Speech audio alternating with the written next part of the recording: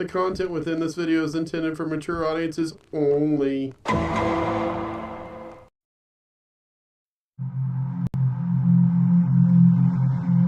Meet us in the man cave.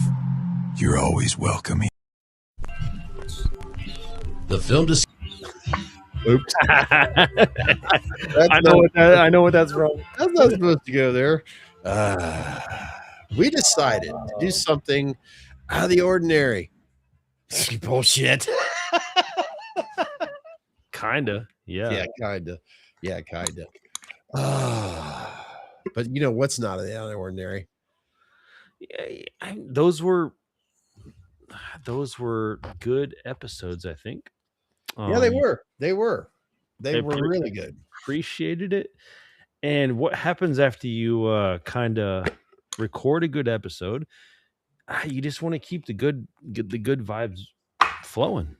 I got music playing over here, and I was like, "Fuck it, you know what? Let's just go ahead, go live, see what happens, see who joins." There's no promises, but there's no regrets either.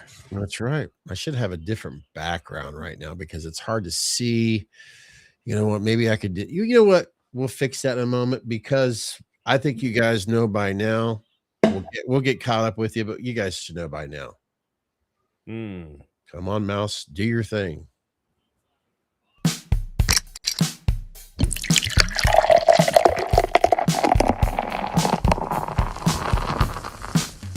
What the fuck you drinking? Yes, sir. So, if I'm being honest, I've already drank quite a bit. Yeah, we've been there. Guys, full transparency, we've recorded 2 shows and shots episodes, movies that we wanted to get to. So yeah, we are toasty. Toasty's the word, right? Toasty's a good word. I'm gonna vibe with that. I'm gonna go with E.H. Taylor, barrel proof. Fucking fancy ass bottle. Look at he signed it and everything. Look at that. Anyways, we're gonna go with this because it's a fucking banger and it's tried and true. And I'm in my comfort level right now. I'm here with Scott. I'm here with all y'all. We just recorded 2 episodes, and we were talking about a lot of the community right now and just how appreciative we are of you guys. And we were like, "Fuck it, let's go live." Yeah, So I'm in my comfort zone. Let's see, we got MH Reels. I'm just drinking a Coke today. I drank a lot of those earlier, trust me. And I'm trying to switch over to Coke Zero, guys, and there's a reason for it. Let's see here. Maggot Mike, maybe too much already to drink. I'm trying to just keep it. I'm trying to figure out how to do where we could get your guys' conversation on the screen. And you know what? Fuck it. It looks good right now, right? This is all Chris said. Let's just go live. Like you said, we're going live. So yes, we did 2 great episodes. One, I think the last one registered perfectly with creativity. That was great. With AI creativity, some things just need to just stay the fuck over here. Use AI, like you said, Chris. Use AI as a tool and a tool only. Yeah. But stay out of the fucking kitchen when it comes. AI is a garden tool. It's a hoe. It is a hoe. What do you do with hoes? You use them and you discard them. Why I push that? Fuck it. Why not? We'll add in some. Yeah. And you know what? And I guess it depends on what state you live in, how much that hoe costs. So. Dixie on Dixie, pretty cheap from what I've heard, guys. We're talking maybe $40, and you got a home run. Yeah, it's getting up there. Inflation. It is definitely getting up there with inflation. The inflation has reached the hoe territory? Are you telling? When he says Dixie, we're talking about a location that's in it's a part of it's a Harrison Township. Look, Google it. Oh my lord! I can only. I'm trying to imagine those. You know when a whore comes to the side of the car and they're having that conversation, like, you know what? Everything's more expensive right now. It's called inflation. It's $60 now. I can only imagine these conversations. You know what's really disturbing? It's they like chances are they got like one tooth and it's like right there, right? No, it's And it's dangling like this. There were other partners in crime up there at one time, right? But for some reason, with just that one tooth, I'm thinking with what she's charging, damn, you visualize a scrape. Oh my God, we're off. And it's like, have you ever been gummed before? It's like, what's that? Wait a minute. Wait a minute. Why am I itching to? Oh, she's scratching it. Never mind. Good Lord. I can't even buy a burger without. Hey, Matt, I'll talk about, and then of course, Karen Burns. Karen, good to see you right here. How did you like the Terrifier movie? I'm looking forward to part 4. I think we're all looking at part 4 real quick. Absolutely. Matt, we were talking while we were doing some, for the first time, what seems like in ages, which we'll get up here eventually with cinema shows and shots with Chris and I and Todd and Jake and we talked about how we got to have, because Matt's been waiting in the rails for us to join us as a guest. Hell, I didn't even done what am I drinking tonight? But yeah, Matt, definitely. We were just talking about how we want to. We're trying to juggle the diversifying, I guess you can call it. We want to do the cinema shows and shots. We want to do the sounds and spirits. We want to continue on with our actual brand, which is obviously Meet Us in the Man Cave, under What the Fuck You Drinking, of course. We're trying to do all that shit, but yeah, your name just came up. You and a couple of the guys that we want to get with, and with Creepy Customs. We want to have you guys on. We're just trying to figure out what makes sense for everybody. So if you can let us know your itinerary, your schedule, and we can make that work, dude, we would love to talk to you. And hopefully your itinerary is at least Friday through Saturday or Sunday, really, just being really honest with our busy work schedules, our day jobs. They definitely keep us busy throughout the daytime and any more lately the evening. And Shape Studios as well with a Z. Now, if you're curious, Caleb. Yes. Caleb Thompson. If you don't know him, get to know him, guys. He's fucking doing phenomenal work. You know, as I'm looking at here at the people here that are watching us right now, thank you. Seriously, I'm looking at the wrong. I've got to do a monitor up here. I'm like, the lens is here, dummy. Thank you so much for meeting Chris and I down here at the Man Cave. So cool. I mean, this is wow. We're over here talking about Dayton, Ohio, and what I tell you before we hit the button, I was like, if 5 or 6 people show up, I will be fucking elated. Like, that would be fucking awesome. Just because we've got no like word out. It's just we want to hang out. That's all. So y'all showing up here is fucking cool as fuck. Yes. So yes, we've got we got Mr. Neo Egg. We'll eventually get to those masks. I know we're talking about getting up there, that's for sure. I just Haddonfield Creations. Karen, one of my oldest friends. Her and I have been reconnecting here. The Terrifier. Yes, you brought that up. I think, like I said, I know I'm kind of repeating myself just to answer that. I think everybody's really anticipating it. To think it's such a small budget film that's now into part 4. We were talking about sequels earlier too.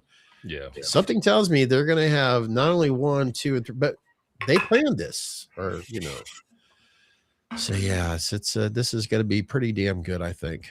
So I mean, Lauren is coming back, correct? yeah, according to yeah. I actually really, really appreciate her as a final girl. Yeah, I She do too. is. I mean, she's of course beautiful, but that's aside from the fact Yeah. she's a strong, feminine character. I love that shit, dude. I love Sydney. I love Nev Campbell. That will go down in history with me. I think she's phenomenal. But if we're talking about like new Lauren Rivera, I think that's her full name. But dude, she is a badass. Yeah, she is. And we haven't had that in a while. Badass. Yeah. I mean, we can have the final and okay, we can have a final person. There we go. Because it is both ways. Sure. And I'm not sold, but with her, I am definitely sold. There's no doubt about it. I'd like to see. I'm looking forward to seeing what more work that she does down the road. By the way, Heaven Hill tonight with this. Ooh. Yes. Ooh, he's getting fancy on me. You see that, folks? Ooh. Just why not? Something told me let's just try a little bit. This I'll tell you what, like you said, there's just even the bottle alone says, you know what? I'm damn good. I've had that motherfucker and it is fucking really good. So so what is everybody help me out here? This is a Saturday night. Yes. What are you guys doing tonight other than just watching Chris and I do our usual? And if you have anything in mind that seems interesting, other than, of course, we've talked about what Karen brought up here with Terrifier. What are your guys' thoughts on that? What are you looking forward to?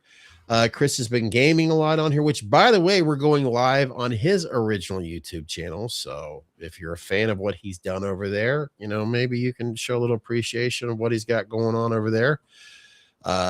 He's doing the gaming. He's trying to figure all this out. And I finally decided, yes, I will get a PC as well, a gaming PC to where I can probably get constantly slashed by Chris all the time. So, because I'll be bumped.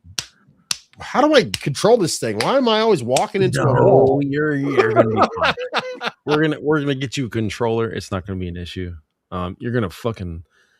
I feel like you're gonna fucking really appreciate what they are bringing to the table, and this may open up a whole bunch of doors to you into gaming. Because, dude, gaming is so fucking great for your mind.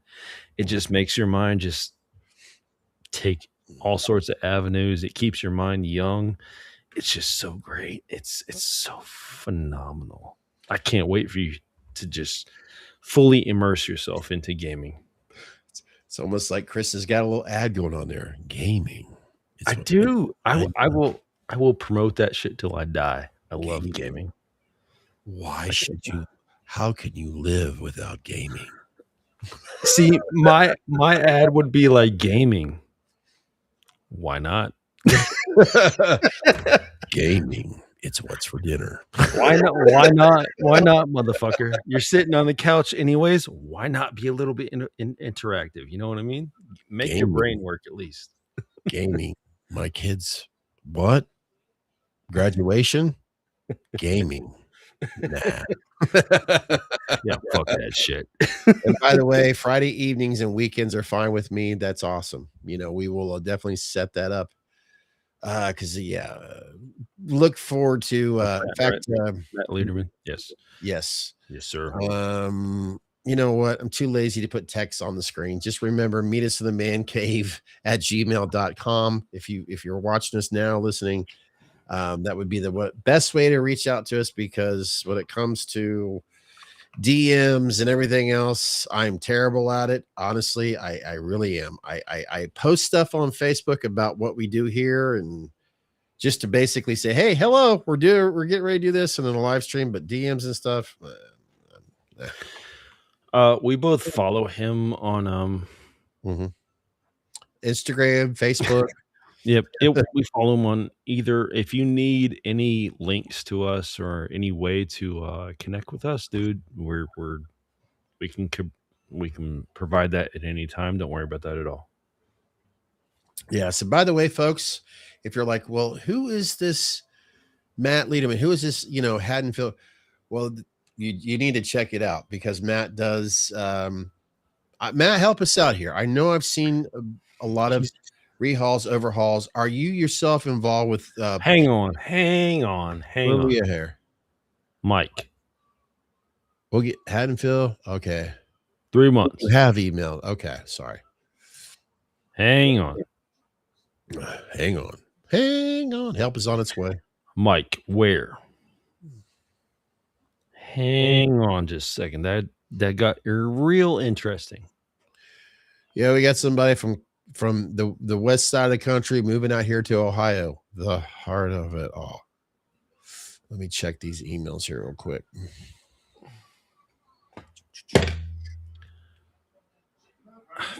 Hmm.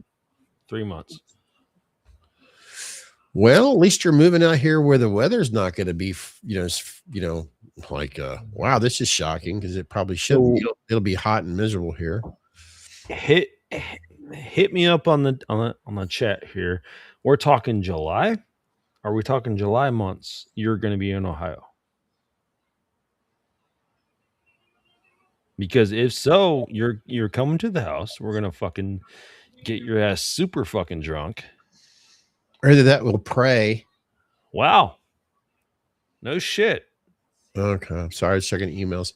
I'll tell you what, if you don't mind, Matt, if you get email us just one more time, I do apologize. I'm scamming through this stuff and just want to make sure that we have it again. So yes, we have somebody that's been following us and apparently we followed him on Ohio.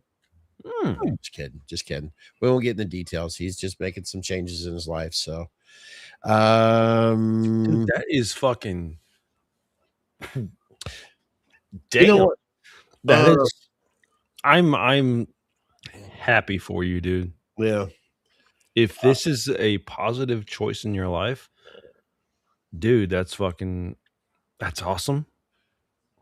And however we can support you, we will do so. But please let us know the specifics. Obviously off air.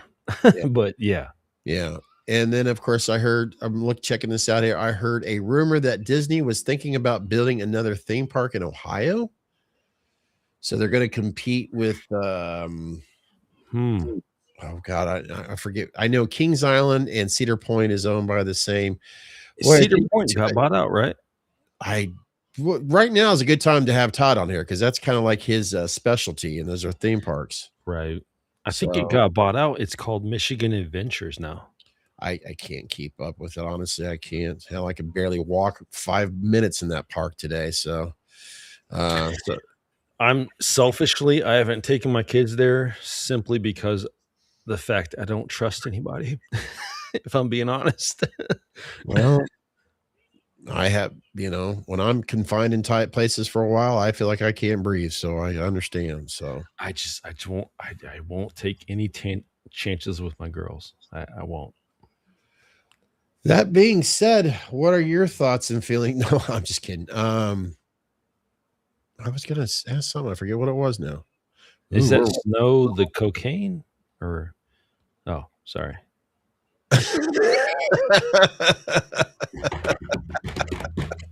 Oh, we're here to tell jokes, guys. Yeah. We're here to keep you entertained. I can't. I'm trying to figure out how. It'd be great if I could just take our windows and move them down, but they won't do that and just have this chat. Like, I know. I want to be able to control it, and it won't do it. Yeah, that ain't working either. Dang it. That ain't working. Dang it. I mean, there's another way, but this is just so much easier after a while. I guess I'll just put it right here. MH, which he has designated.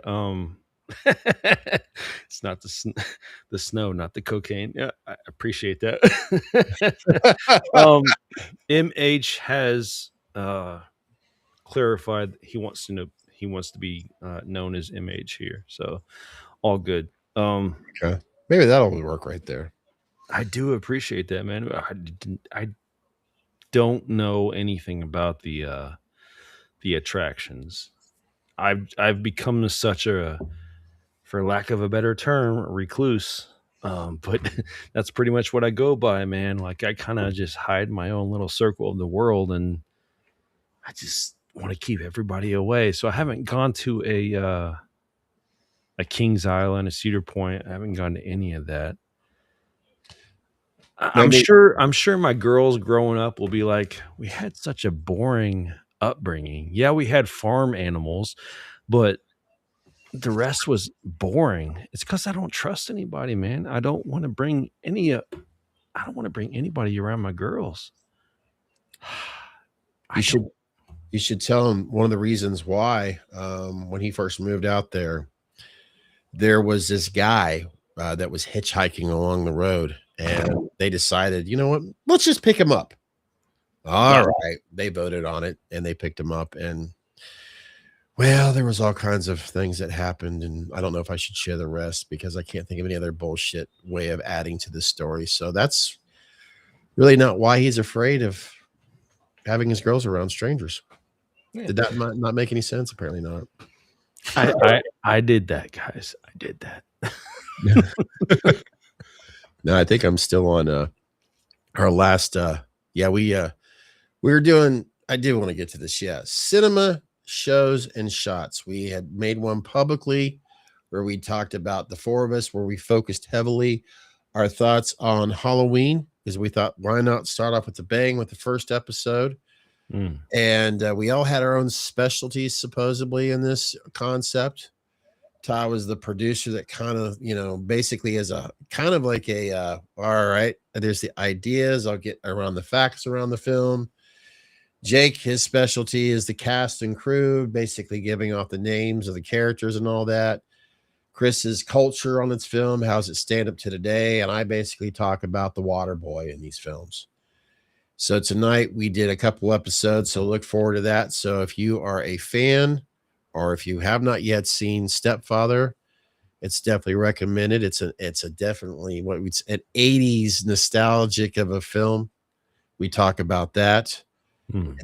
It's you know what? If you're kind of curious, well, it'll eventually be uploaded here. I would assume next week, especially if Restream makes it a lot easier. And then there'll be another one the following week where I finally, and I shared it during the recording, after so many years, I've been itching to find a way to talk about one of my very first horror films that I stumbled across as a kid, a young teenager. Even though Halloween was the first one, but there was something about a film that I was just really dying to see, but you couldn't go to the video stores. It wasn't available on VHS because it was banned in this country. And then eventually they did release the Texas Chainsaw Massacre. And when I started my original YouTube channel, I was doing these damn Michael Myers mass reviews. I'm like, man, I want to figure out a way to do Texas Chainsaw. Well, finally, 2026, we got to it. So, and it ended up going into how important real films, real cinema, real creation, real direction, how it's so important, and how AI is, well, we already addressed it earlier just in this live stream. It's like you said, it's a fucking garden tool, basically. Yeah. So I hope you guys we're still on the high of that, guys. We're still on the high of recording that episode because we obviously have a lot of passion behind that, and it was so easy to talk about. I think that will be a great episode, but obviously you guys have to talk to the director here.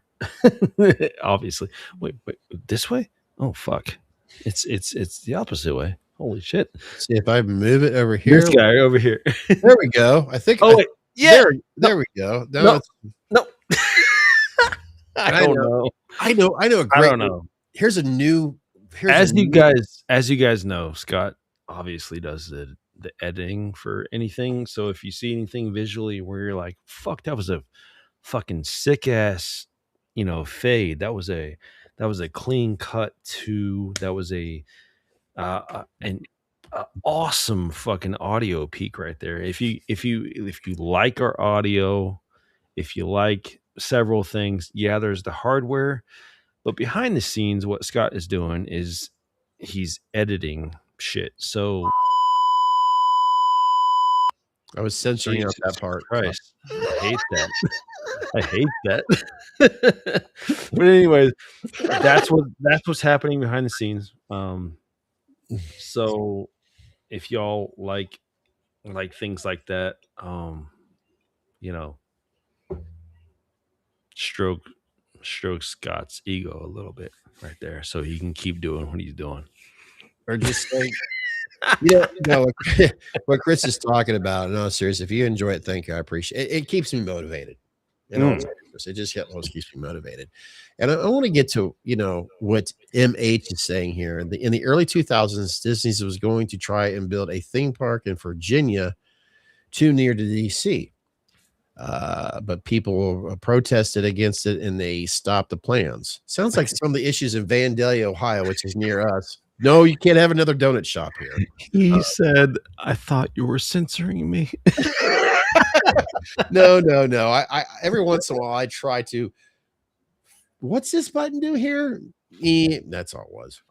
I guess it was. In other words, for an example, when I try to put in some notorious BIG. Yeah, BIG. Well, hell, it's just me. I like to push buttons. That's all it is. Let's see here. See, I thought you were okay. So because of the snow, oh man, we were talking about that earlier, weren't we? That's my fault. That's my fault. That's my fault. Oh, I know, Chris. Yikes. I'll ask you this and everyone else. Okay, MH, or if anybody else is still here. Easter apparently is tomorrow. Any big plans for you guys? That's what I've heard. That's what I've heard.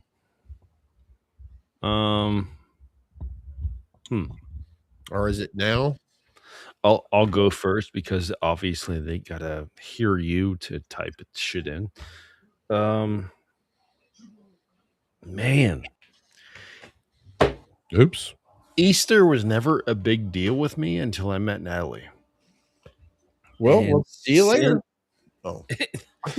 And since Natalie, like, she's shown me like that she wants to do certain things. That being said, I don't think we have anything planned this year. I really don't. Yeah. In fact, I was speaking with if she's still here.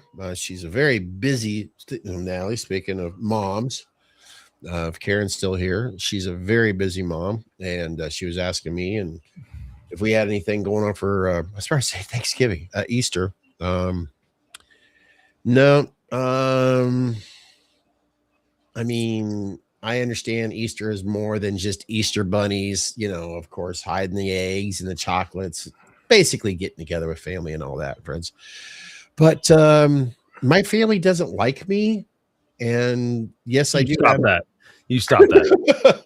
Actually, I have them on. They're pretty much, when you go to your local grocery store, if you see some photos on those milk cartons, that's where you could, if you help me find my family, no.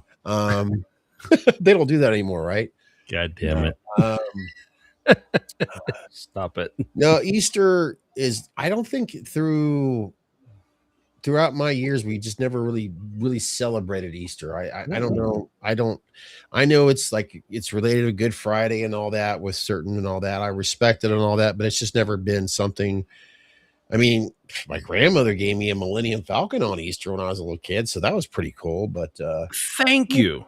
Like, I respect it and I like acknowledge it, but I don't spend money on it. You know what I'm saying? No. That's just, I don't. Like, Natalie went out and bought like the girls growing up. Like, she bought so much stuff and put them in Easter baskets, and it's so special and all this stuff. And I'm like, I'm sorry, honey, I don't know that part of Easter. I just know that was, Jesus. I know the whole Jesus story. Like I appreciate it and I respect it. Yeah. I just don't spend money on doing that.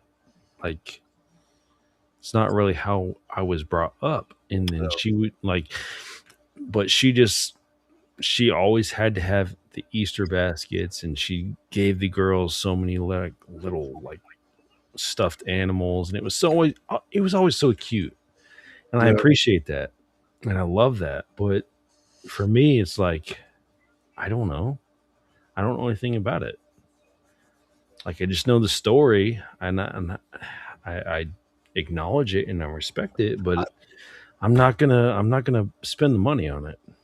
I was always confused about okay, Christmas, as we all know, is December 25th, right?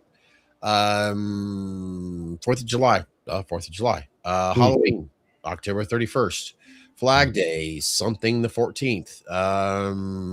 St. Patty's Day, March 17th. My point of it is, well, I know Thanksgiving is usually the third Thursday in November, but Easter, I never can.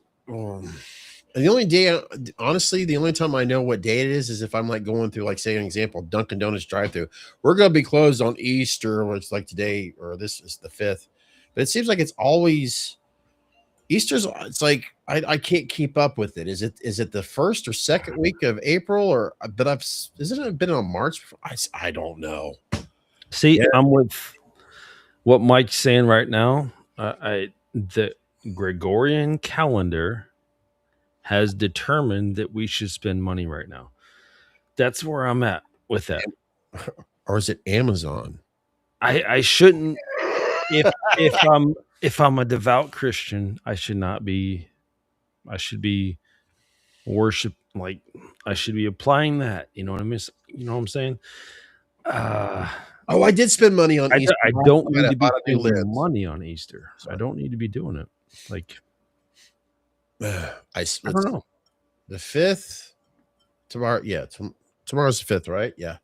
So I just recently paid a mortgage payment. I got to pay a car payment. I bought a lens. Man, I've been spending it up on Easter. Damn. And no chocolate. What's up with that? Where can we listen? What this live has become is, where can I find Gregory? Where can I find Gregory, who developed the Gregorian calendar that we follow right now, that has all of these astrological and okay, I'm gonna be careful. No, you said, I thought of the with us traveling to the moon. That's a cool ass thing going on right now. Okay. I'm all right. Yeah. I mean, shit, I don't know. I mean, I'm not farting roses here, but that's pretty cool, I guess. And my mother comes in with obviously, Mom, I recognize that and I respect that, but I don't think Christ wants me to spend money. Know what I'm saying? I'm just reading the one up above it. I'm buying some chocolate snowballs for Easter. Oh my God. It was so much safer when we were talking about the Texas Chainsaw Massacre with Leatherface and hooks. Yeah, there were no eggshells. Like we could do whatever we wanted. But remember that one commercial? Thank you, Easter buddy. Back. It was a commercial on back in the day. Before they were called ads. Facts. Okay, dude, man, I love the whole aspect that Natalie brought to our children. I love that she's been so projected about Easter, but I don't know. I think there's a real fucked Mike. Don't get me started with the moon talk. Fuck me. I was thinking of the Dark Side of the Moon with Pink Floyd and stuff. I was trying to have fun with it. God, one thing at a time here. So okay, I will remain I will always hold up Jesus and God, this, that, and the other. I'm not going to ever go against that, but I don't see how there's a financial aspect to something such as Jesus. I'm not going to get behind that ever. It's not an economy driver. If you want to celebrate that, fine. But Jesus would tell you here now, right in front of you, you don't need to spend money. You just need to recognize. So as long as you do that, I feel like you're fine, guys. Let's traverse this landmine together. Mike, I respect that and I understand that. There's a lot of contradictory aspects to fuck me. There's a lot of fucking messages coming in. Yeah, well, for some reason, NASA is fake. NASA, I don't think has had a lot of support and funding. I feel like Elon Musk has had more funding than NASA, if I'm being honest. Did we go to the moon? Jesus Christ. This is our brand, right? This is our brand. We be truthful, correct? Scott? do what you want. I'm just sitting here at this point. You gotta be your own. I mean, No. No, we did not. I feel like we filmed it. We sold it to the world. We put it out there to get ahead of the arms race, to show that we were more technologically advanced than Russia, China, anybody trying to go to the moon at that point. I feel like if you watch the moon landing, you can feel out all the discrepancies. No, we didn't. Wow. But we sold it to the world, and this is where we are. Do we have the technology now? Yes, I think we do. But we sold it back then. So if I'm no, I feel you, brother. I feel you. But you got to recognize we're on a platform. I want to be image hit it on the head. Image hit it directly on the head. I don't know how we got here, but Stanley Kubrick put it in all his films. The film we were just talking about, The Shining was him shining a light on how the moon landing was a fake. 100% of you can look at that whole film, and throughout the whole film is literally parts of him that he was telling you that he essentially came up with the technology to prove that the moon landing was fake. If you want to get into all that, I mean, we are a newborn channel, guys, right now. You guys are I'm agreeing with you on 100% of what you're talking about, but you got to realize at this point, like, the stuff you're talking about could get us shut. It could get us shut down. I don't know.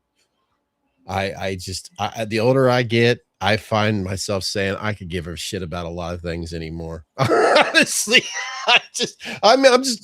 you want, if we're being transparent here, I just don't fucking care. I really fucking don't. You can believe it if you want. If it's fun for you, that's great. I'm the same. I'm the whole really time. The whole time I'm talking, if you notice, I'm like darting over to the side to look at Scott's screen, because I literally what I'm saying, I'm afraid he's gonna be worried about.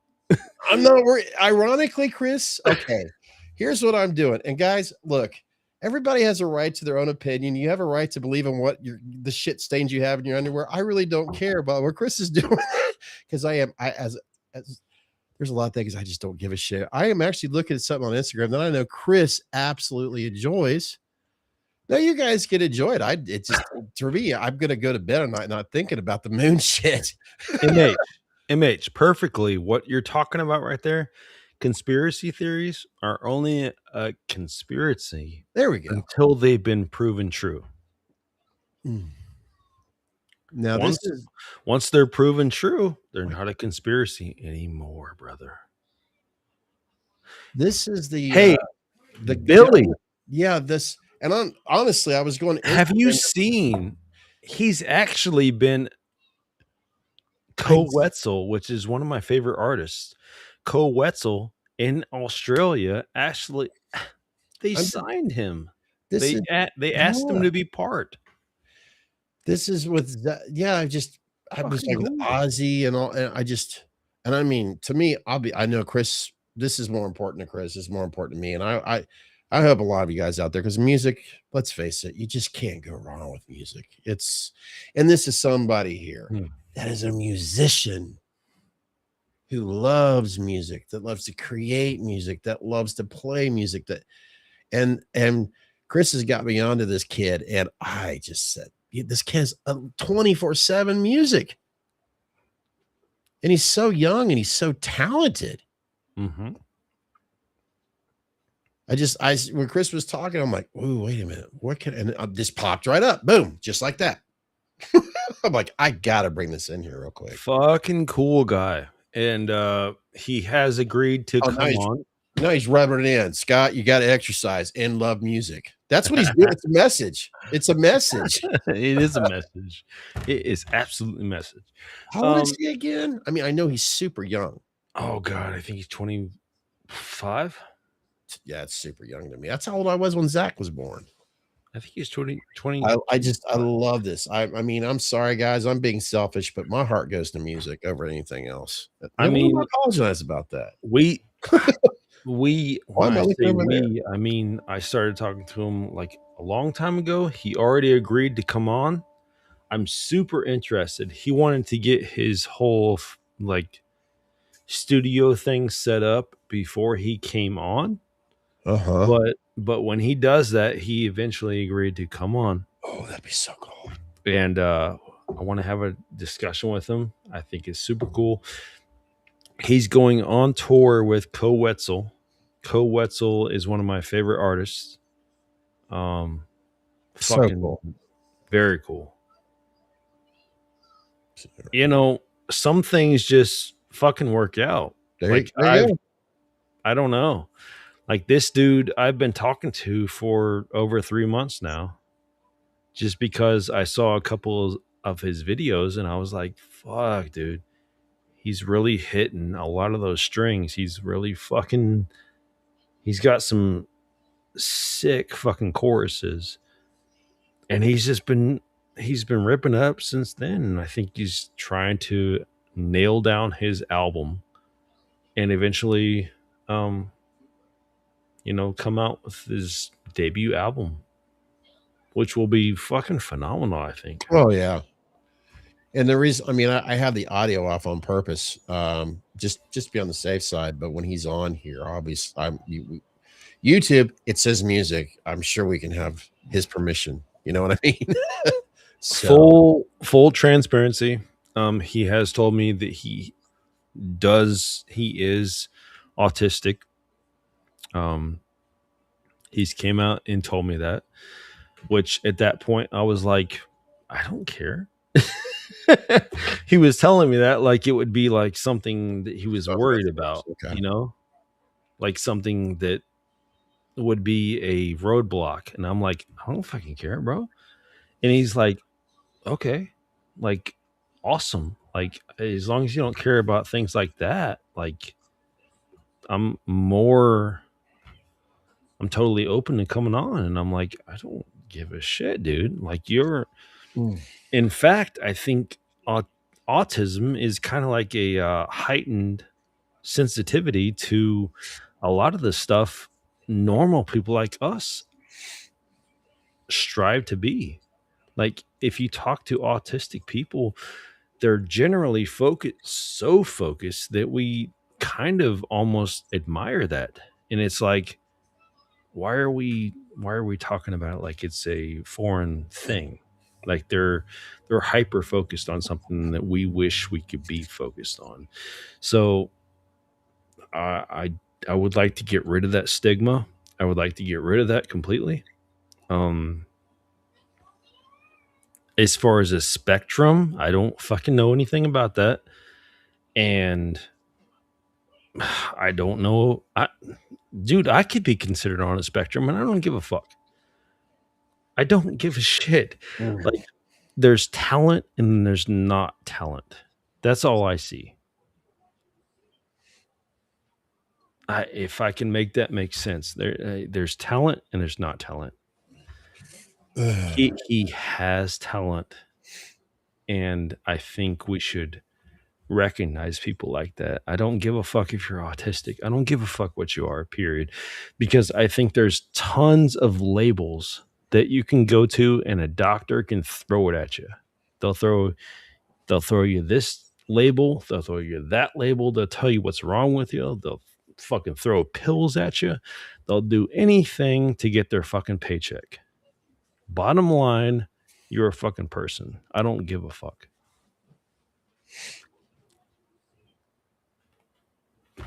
That's how I feel. Yeah, guys, I have to be, I don't want to say careful, but I of course have a very close relation to autism. And throughout my years, like I said, when my son was born when I was 25 years old, and I'm going to be 56 here in a few months.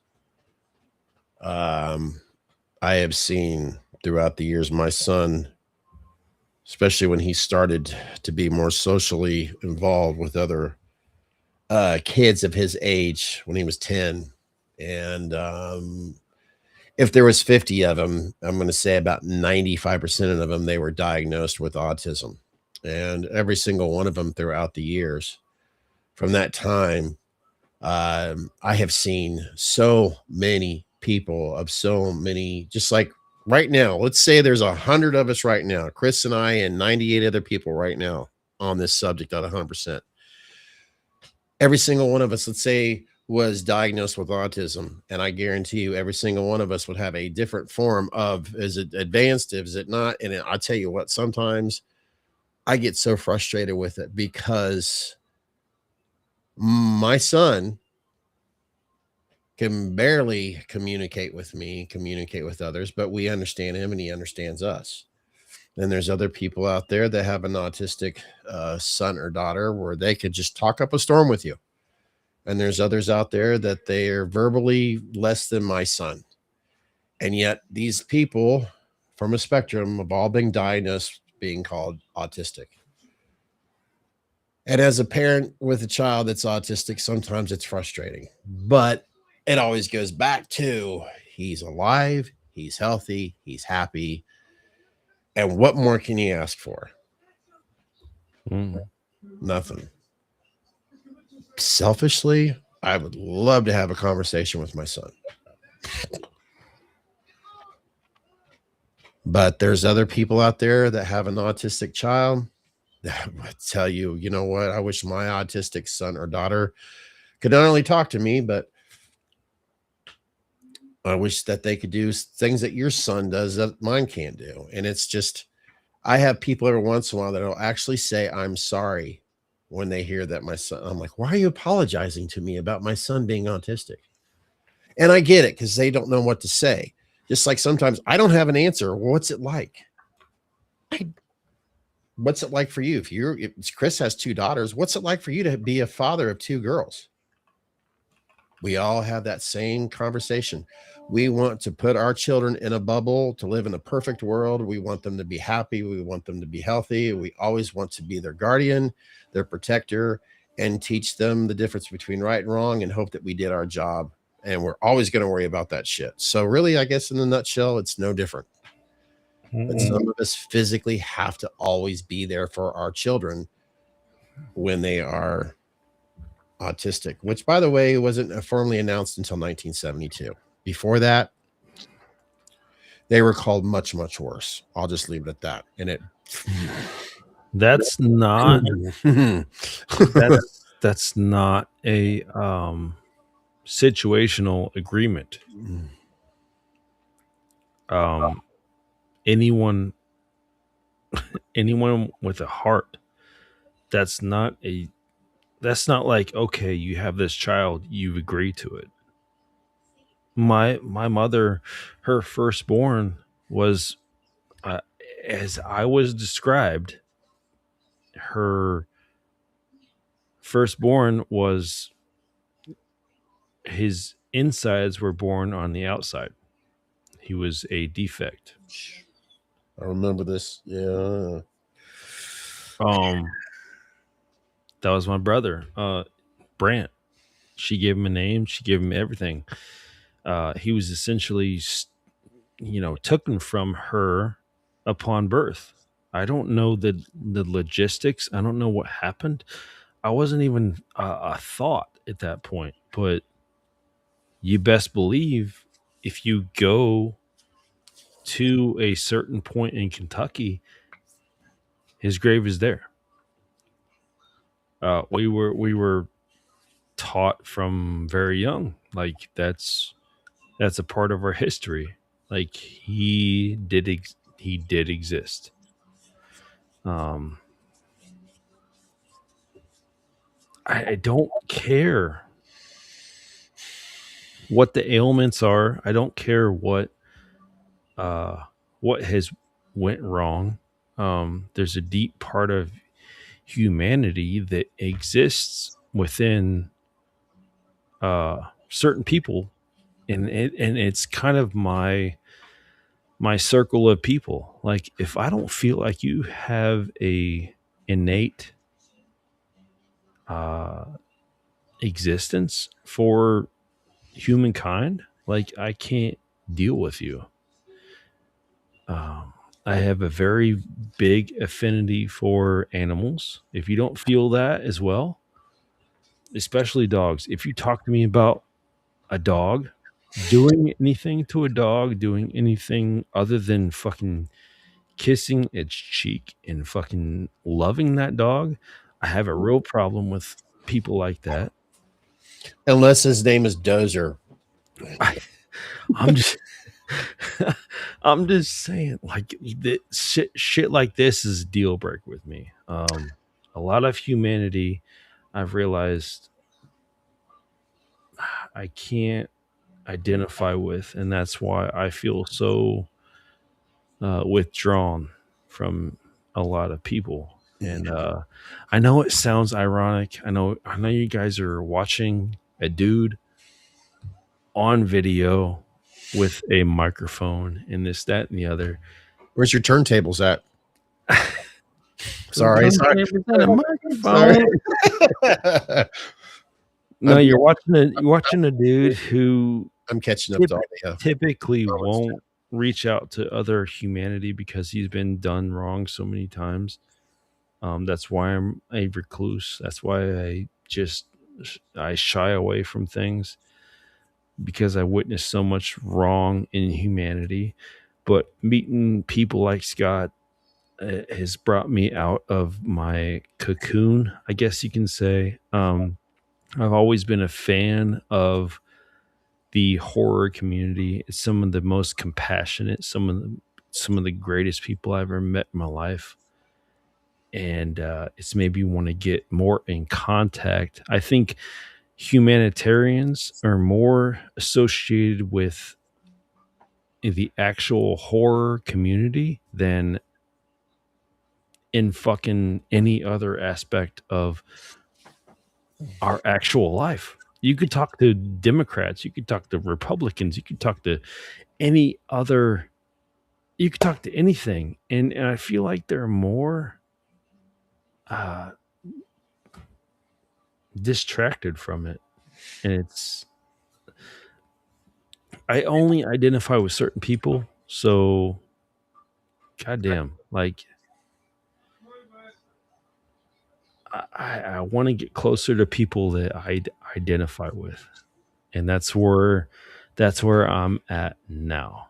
That's where I'm trying to be with something like this, something that me and Scott created together.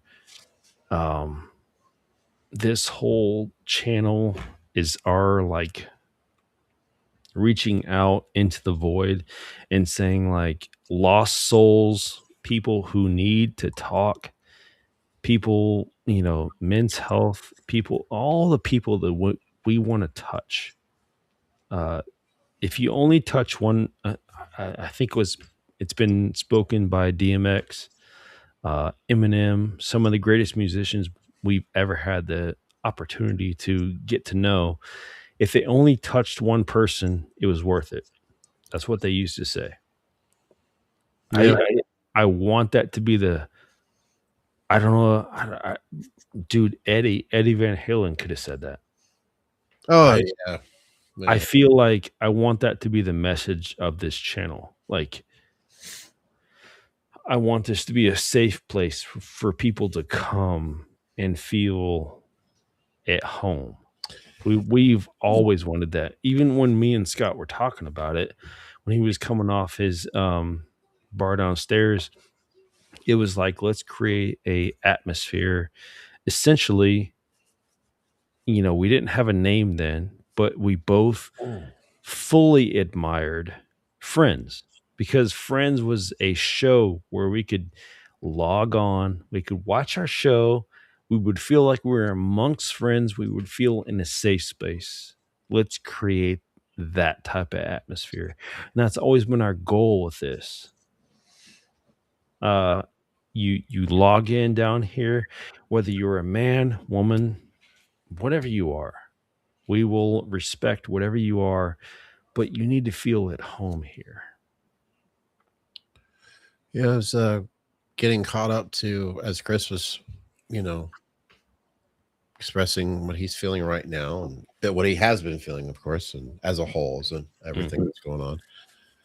Of course, when I was talking about autism and all that, I wasn't, my computer screen's right here, and I got a monitor right here, and sometimes, you're just not paying, you're just thinking, you're just talking, and just does sing a lot with obviously with MH and Mike.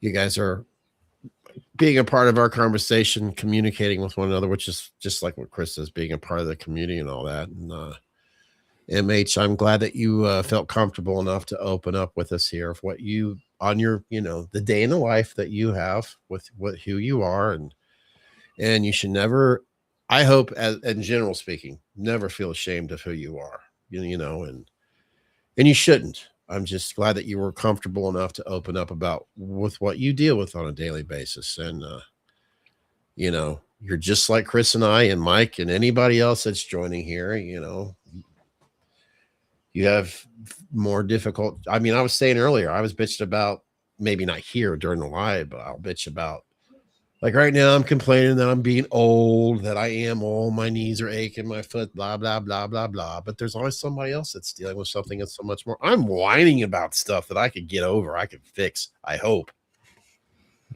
But there's other people out there like, dude, I wish I had that problem. So I just want to be careful sometimes about what I say, because there's other people out there that's like, yeah, I wish I had your problems.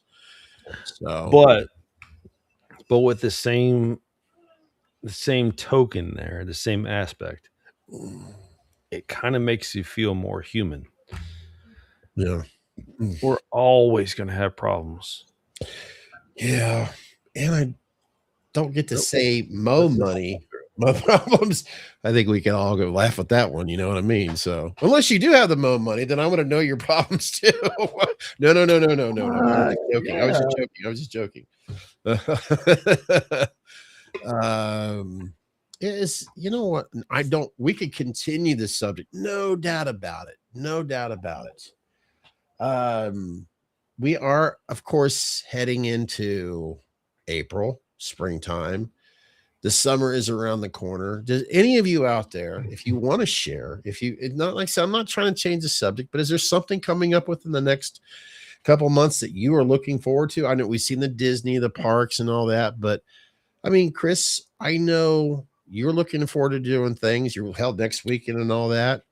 I myself, yeah, I know there is. I'm just not thinking of it right now. I'm just trying to do everything I can to help participate with Chris Oh. and everybody else here. It's not about, what's going on. You know what I mean? I like this. I work in television. Very cool comment here. There's a lot of them, so I'm not sure which one you're reading, Yeah, MH, would you feel comfortable expounding upon any of that, or is this something you don't want to pursue here? It's I'm almost very interested in this. As you know, someone that has been a very close um,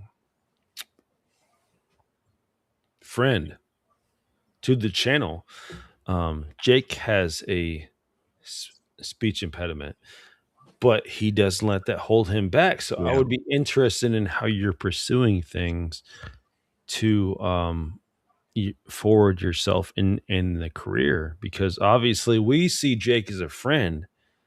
So when we talk to him, it's just like, this is my friend and I don't care how he talks. You know what I mean? But in a career aspect, that would be, there it is. I would be very interested in pursuing that. Yeah, I was reading that and I was figuring this is what I was, getting to and all that. So Dude, I would be, I was kind of deciding, do I want to, but you know what? He's already, I'm an impulse guy. I'll do it when you don't want to, Scott. I'll do it for you. I would be very interested in I mean, he shared his thoughts here and all that. I was just trying to figure out, because I honestly, Chris, I thought maybe you had read that while I was, talking, and I'm thinking maybe we're all on the same page, but sure. I don't want to put him on a spot. But yeah, absolutely, dude. I think it's very brave. I think it's very in a face like a safe space. I think it's very powerful, and I would be interested in pursuing that. And you brought up Jake, and I don't want to necessarily. I think everybody here is mature enough to understand and get it. Jake, Chris had said, I'm going to add to it. Jake has come along quite a bit. I've noticed that as Jake gets to know us, we get to know him. Jake, he's more ventured into TikTok. That's his thing. That's what he loves, and all power to him. I cheerlead him on that big time. That's where he's comfortable. That's his zone. That's his comfort zone.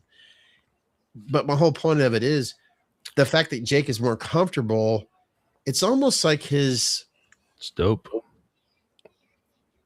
The complications that Jake was dealing with. It's like he's learning to exercise that muscle, and he's, how can I put it without him not being here to describe it? It's I could tell the difference between 3 years ago into now. Muscle memory is strong. Yeah, he's it's amazing. It's almost like with this speech, he doesn't have to think as much about what he's going to say like he did years ago because of so yeah, it's amazing. It really is. I can only hope to God that he feels more comfortable around us. Who, Jake? Yeah. He's getting there. I hope that's the truth, because I want nothing more than like Jake to just be himself. I've experienced so much humanity out of Jake. He's been around my family. He's been here. He slept on my couch. Like I think of him as a person. I don't think of it as any more than that right now. Like I think of Jake, like when he texts me, like I'm like, oh, there's Jake. I don't think about it as a YouTube thing anymore. Not at all. Like he's like my friend. Ooh.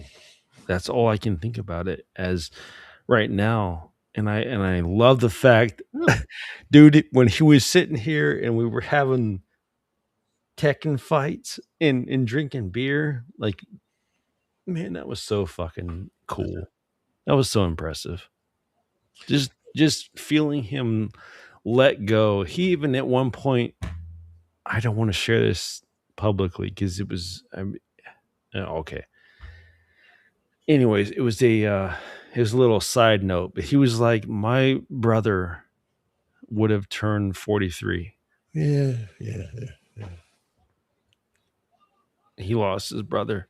And he told me that, and he was like, I used to play Tekken with him. And he was like, holy shit, bro. Like somehow I've become like a big brother right now. That was so much going on in my head right there. But dude, like he was so cool about things. I continued to sit there and beat his ass. I don't think you'd have it any other way because it's like you're showing Jake, look, and we do it all the time. We treat Jake like he's just one of the guys, and he wants that, and he appreciates that. You can tell. Absolutely. You know what I mean? You're not gonna look. We guard Jake with as much as we can. You need to protect him, but at the same time, we're gonna treat him like one of the guys. You know, and he wants that. And yeah, he wants that Tekken ass beating. I got to give it to him. Anyways, I'm just having fun. He's having fun. Shell more. I've noticed. Jake, Jake actually fucking. He's kind of a Tekken monster. He was picking all sorts of characters on there. He was really surprising me. It was cool as fuck. He was picking like 6-7 different characters where I would have to be like, okay, you're picking Eddie right now? Like, holy shit. All right, I'm going to pick Kazuya and I'm going to give it to you.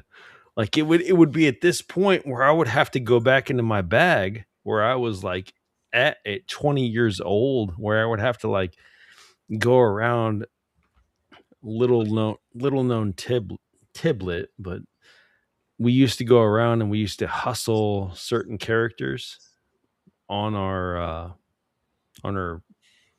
pads and stuff like that.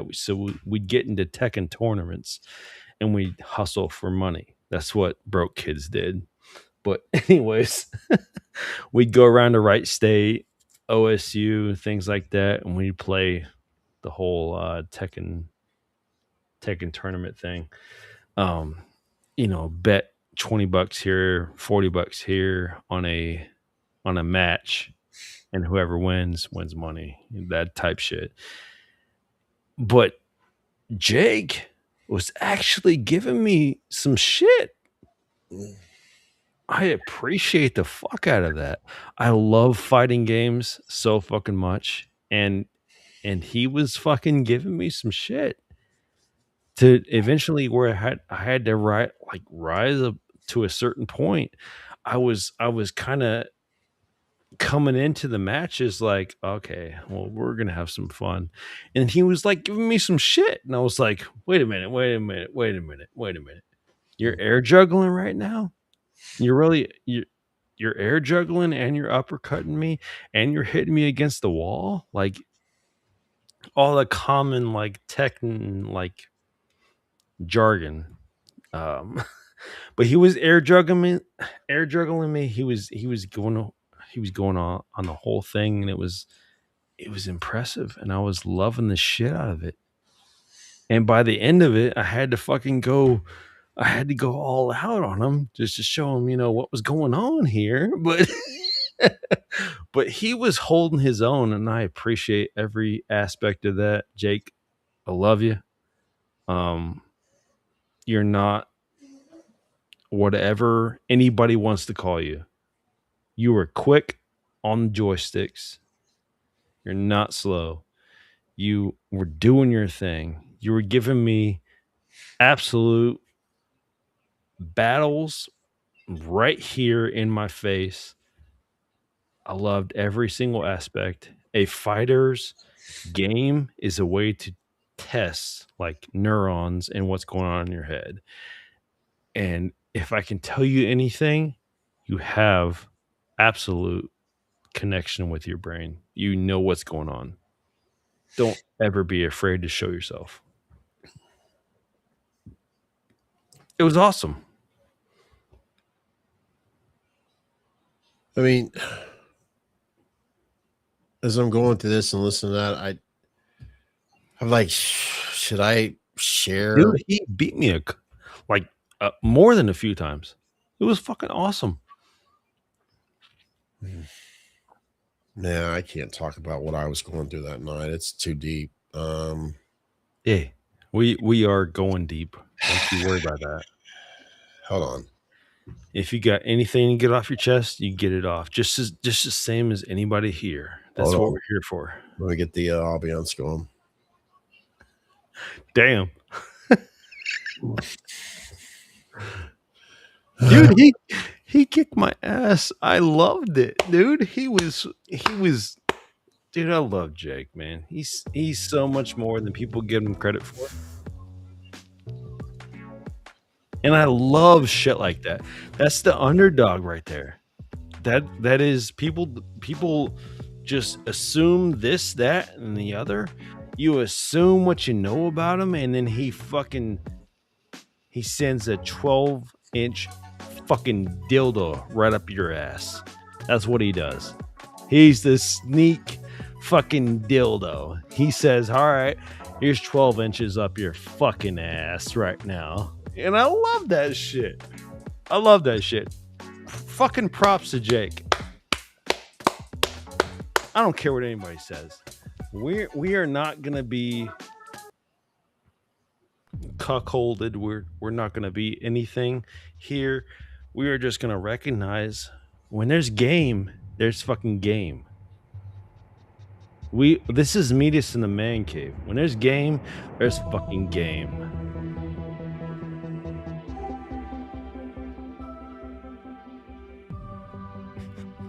This isn't the music I'm looking for, but I'm trying to find it.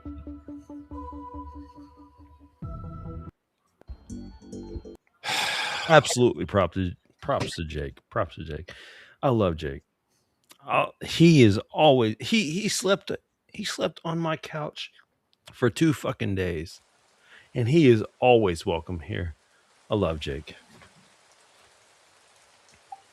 So, while Chris and Jake were having brokeback moments, I was literally sitting over here thinking to myself,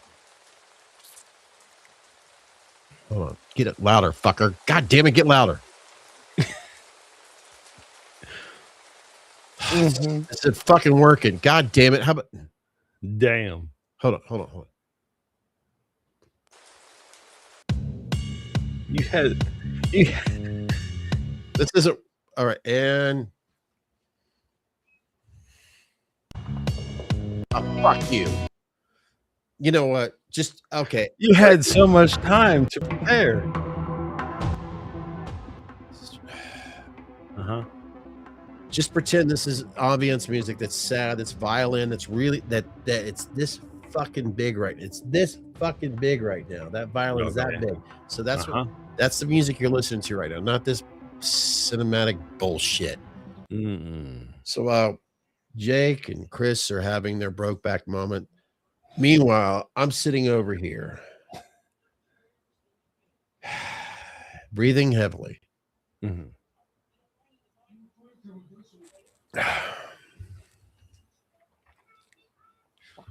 Damn, it's dark. It is dark. When the fuck are the Spice Girls ever going to get their shit together again so they can blow my fucking mind? I mean, that's the kind of shit that I deal with every time when I'm all alone, when I'm not recording, when I'm not sitting in front of this microphone, when I don't get a chance to hang out, to get close to somebody. I sit around and I'm just wondering, whatever Spice Girls song I'm supposed to be thinking of right now, when are they going to fucking get back together again? So you want Mel B to join back up? Hold on, wait for the music to play. Oh, hold on.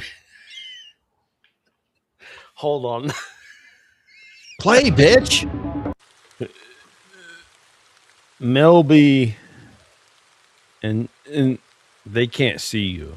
That's the whole point, folks. I'm sad. I'm in a dark, dark spot right now because of Spice Girls. Melby, Sugar Spice, Posh Spice, Sporty Spice, and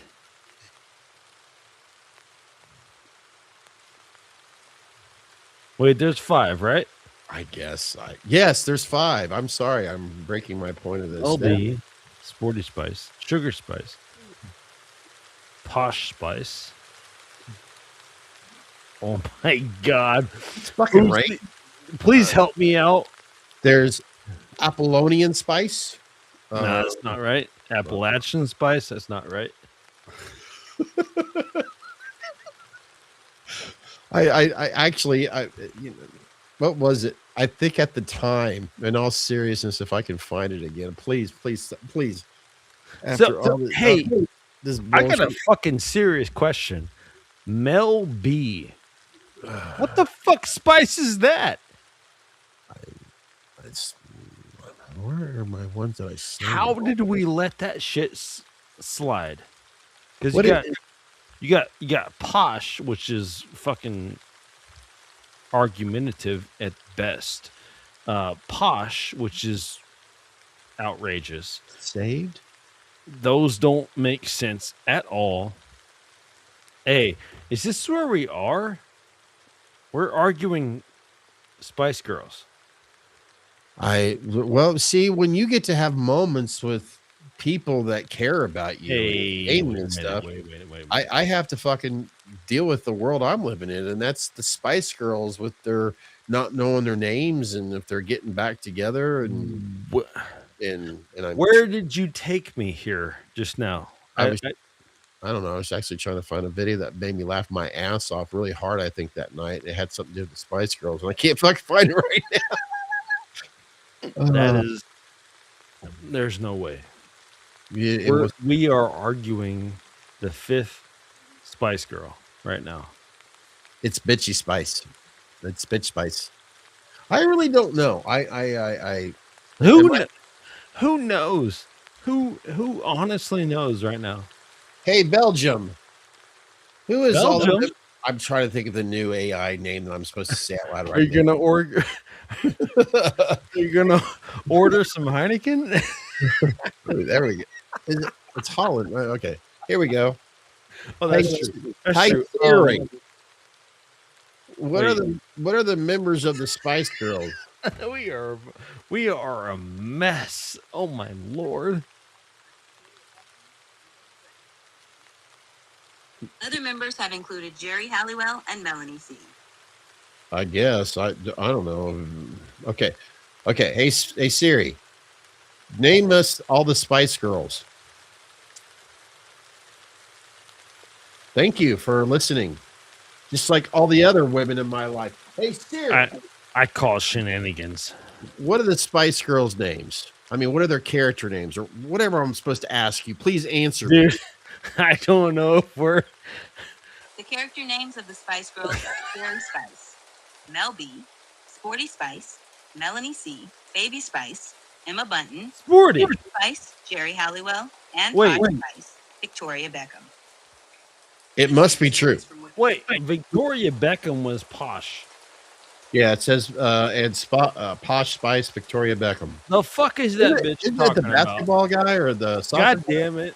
I don't fuck see AI. Fuck her. Fucking rain.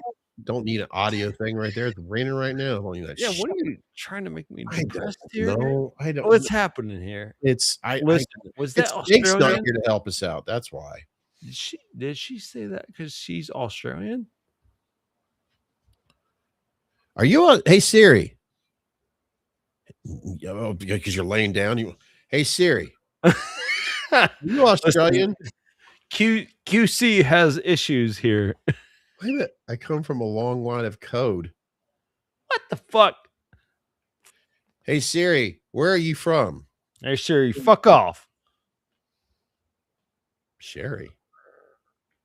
You know what? Okay. The right now, Mike, he's losing his faith with us. Come on, guys. All right. All righty. We recently discovered that Maybe, Mike. Maybe. We've had a lot to drink today. Speaking of drinking, I know I'm I'll about to do remember this. more. I'll do this so it's appropriate.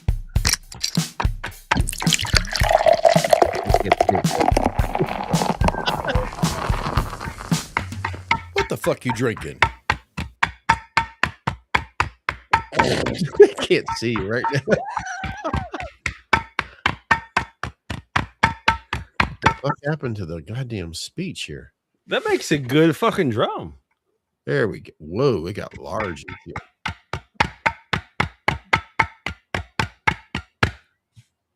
There you go. I think. So, speaking of tasty beverages, there's something that's for well, that came out pretty cool. That next weekend, Chris and I will not be We are really fucking with Mike, aren't we? next weekend. We will not be available for any live streams, nothing like that. There is a good reason behind that. I'm gonna be incapacitated. Well, that, in other words, he's going to be incompetent. Well, okay. In other words, he won't be there to. Chris. Hey, but one cool thing I did not think about. Can we do a live from my phone? Yeah, you can. I mean, I'm sure you. Yeah, you can. We did that. Remember when we were testing a restream? Why the fuck not? As long as your Wi-Fi is strong enough wherever you're going to be, of course, that would be the only thing. I mean, we could set it up where So I mean, send you a link or whatever. I don't know. In Mike's going to unsubscribe again. Mike is always unsubscribing from it. fuck you, Mike. We'll see in a few minutes. But I really anyways, yeah, a cool thing to bring wondered up what's going with on. anybody that's watching. I will be in Louisville, Kentucky. Yeah, that's better. Probably in a hotel. I will be bourbon shopping the whole weekend. Fucking horns. Absolutely. I will be trying to come up with future episodes where we will obviously do our bourbon tasting. But yeah, I'm going down there. I'm taking the girls. I'm taking both my girls. I'm taking my main girl. And we're going down there and we're going to do the Zach Bryan, who I've been watching since he was a little young, young pup. He was doing his YouTube videos on the back of people's porches in West Virginia and fucking Kentucky. But either way, I'm gonna do it right. I'm gonna absolutely camp out.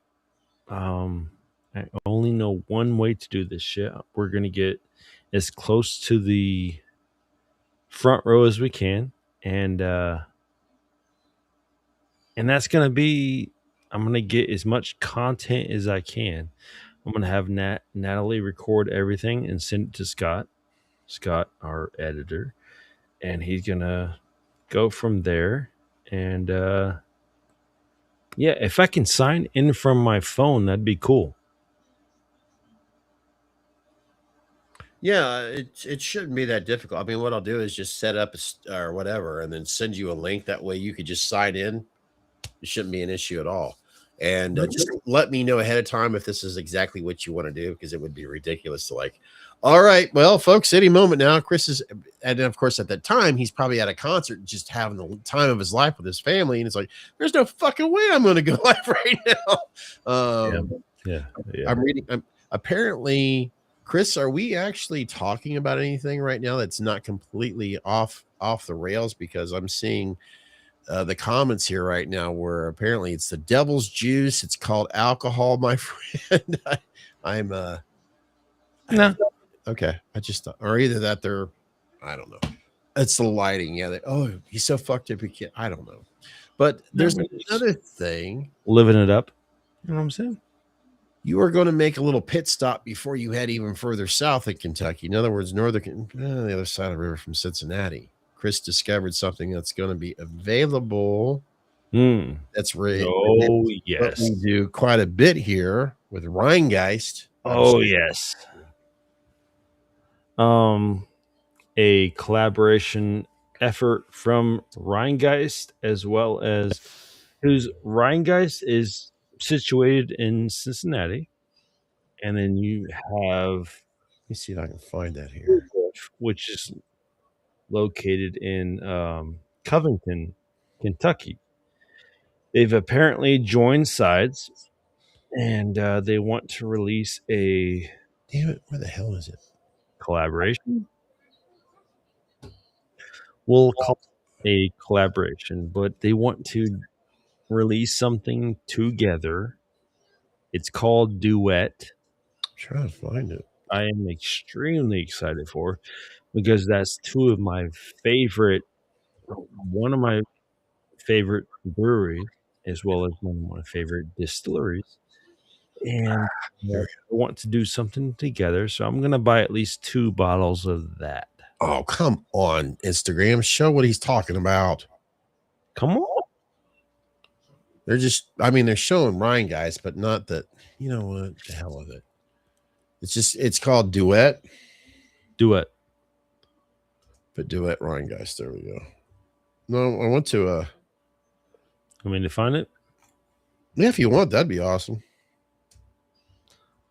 Sure. I'm not doing anything. Because I'm not spelling things worth a shit right now. There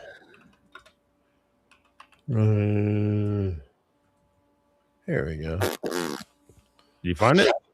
Yeah, I think so. Yeah, I'm fucking old enough. Jesus, there we go. This is perfect. Let me share screen. Okay. Yeah, this is got a good. You know what? I was kind of thinking about. Look at that. Also, I have a Balboa rye. I have 4 of them that I bought. I think I may give you a bottle of that as well. Introducing Duet American whiskey made harmony with Rheingeist Brewery. Oh, cool. I could actually do that here. That's something that Riverside wouldn't let me do. I'm actually controlled here on. You got to understand, guys. This is fucking cool. Born from years of friendship between the neighbors of Northern Kentucky and Cincinnati, Duet is what happens when 2 teams bring them their own craft. And trust me, what Chris is talking about, where this brewery is, look, if you guys lived where we lived, and if you went to a place called the Party Source, I'm telling you, back in the day when the first time I stepped in there, I'm like, holy shit, this is like the holy grail of adult. I mean, it's huge, absolutely huge. I mean, it seemed like if you can't find it there, you're not going to find it anywhere, because you could spend hours amongst hours being in this place. I mean, even if you're a wine advocate person, they've got so much wine there, tons of beer, tons of adult spirits, anything from your party mixers to your bourbons, even cigars, et cetera, et cetera. Hell, they've got outstanding food there and everything. And then they built this distillery that's on the same fucking parking lot right there. And that distillery is not that old, too. And this is exactly what Chris is talking about. They've got this, bourbon right here, this whiskey that's teaming up with Rheingeist, which is right across the Ohio River, the Ohio River right there. So, yeah, this is something that when Chris shared it with me, I'm like, damn, I'm really excited to taste this shit. Big time. Cool. Super cool. Let me get this over here so I can look at this. Wow, man. What's wild is they've been maturing something like this for at least probably 3 to 4 years. I would, yeah. So it's like, Jesus, as long as as long as we've been doing this, they've been making this. Fuck. Damn This it. is so cool. Look at that. Awesome. Damn. So yeah, I mean, as much as we do this here, it's just too damn cool. It really is. Let's see. There's a huge boom with Cincinnati Brewery, Yeah. as well as Kentucky. I feel like there's a huge market coming up soon that we're all going to witness.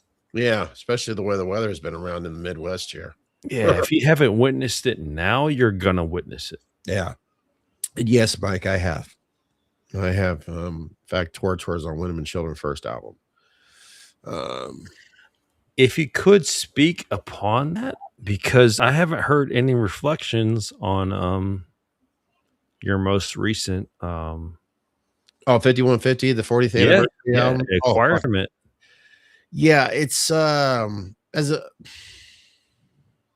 the reason why I got so excited about it, of course, I think we can all relate to when we're maybe a certain time in your life. And if you're fortunate enough at a certain time in your life, especially when you're a teenager, or I think that's where you truly start getting a little bit of your own independence. And ironically, with one of the cinema shows and shots that Chris and I were on with Stepfather, one thing that kind of touches us a little person, not the movie itself, but you can't help but think of if you've had bad experiences with a stepfather. When my mother finally got us away from that bad experience, ironically, about 2 years later, 5150 came into my life, and my mom and who she eventually, well, of course, he's my dad. They allowed me to have more reign and more freedom and allow me to just be me. And of course, I was loving Van Halen as a kid before with David Lee Roth. Look, guys, I'm gonna tell you right now, I don't give a shit. David Lee Roth, Sammy Hagar, Gary Sharon, I love it all. It's Van Halen that I love. Don't even bother asking me who do I love more. This is better. I don't care. It's fucking Eddie Van Halen and his brother. That's what it is. Okay, it is what it is. So don't even get me into that fucking super bullshit. So when 5150 came out, I was just I can't tell you how many cassettes I wore out. And then, of course, Live Without a Net, being a huge Van Halen fan, that concert came out. And then it's like I always just wanted to have the best of both worlds, which is on that one. So listening to that on vinyl, as clear as it is, and being able to, the Blu-ray and all that, which was what I had, it's for me, it's like being a kid again, but to get to have it in clarity on vinyl. So yeah, I fucking love it. I really do. If you love music, if you really, really, truly love music, and I don't care if it's jazz, or say American Bandstand to what's a good one for Z for music? I don't want to say ZZ Top, but you get it. I mean, you owe it to yourself to own your own physical media, even when it comes to music. And turntables, I say get a decent turntable, a decent receiver, so you can really enjoy the music that you love, especially today, because I've talked about it, and I really think vinyl is going to be even bigger this time next year. And I think it's bigger for our favorite artist, our favorite music, because last year vinyl had sales over $2 billion. I was gonna say, that is huge for us. It's almost 3 billion, isn't it? It's like 2 point. Yeah, I 2 point something. Yeah, no. If I hope your math is awesomely right, because that's, like I said, for when Chris is in the mood to listen to whatever genre he's just in the vibe for, I would love for him to start. You know what? I'm going to get me another receiver. I'm going to get me some speakers. I'm going to play my music on vinyl, because you're going to see the echo, the left to right channels, and you get to just all of a sudden, okay, no offense, Chris, you loving your games. I get it. You're lost in your world. You and Jake are but there's something, you're sitting back in your chair right now, your couch, You're listening to your music, you get lost, and then you're reading your music on your fucking vinyl, or you're looking at the artwork. I miss that so much back in the day. Mm-hmm. I used to stay up all night with the fucking receiver, listening to music and stuff, or if it was either the radio station or if I'm listening to records, I love laying on the floor, just reading my albums while you can't do that with streaming shit. You just can't. I think even the younger children, teenagers of Emma and Alicia, the kids their age are getting into vinyl. And I just think that's going to help out the artists that we support, the music, because they're going to want to, you know what? I don't want to have one hit. I want to write more songs and put it on a record because it's selling again. Yeah. That's huge. No, it is referenced and it is recognized by a lot of the youth right now. Yeah. I don't want to say there's a resurgence, but if you look at the vinyl sales right now, guys, it outpaces so many things. Whether you have actual awesome, Mike.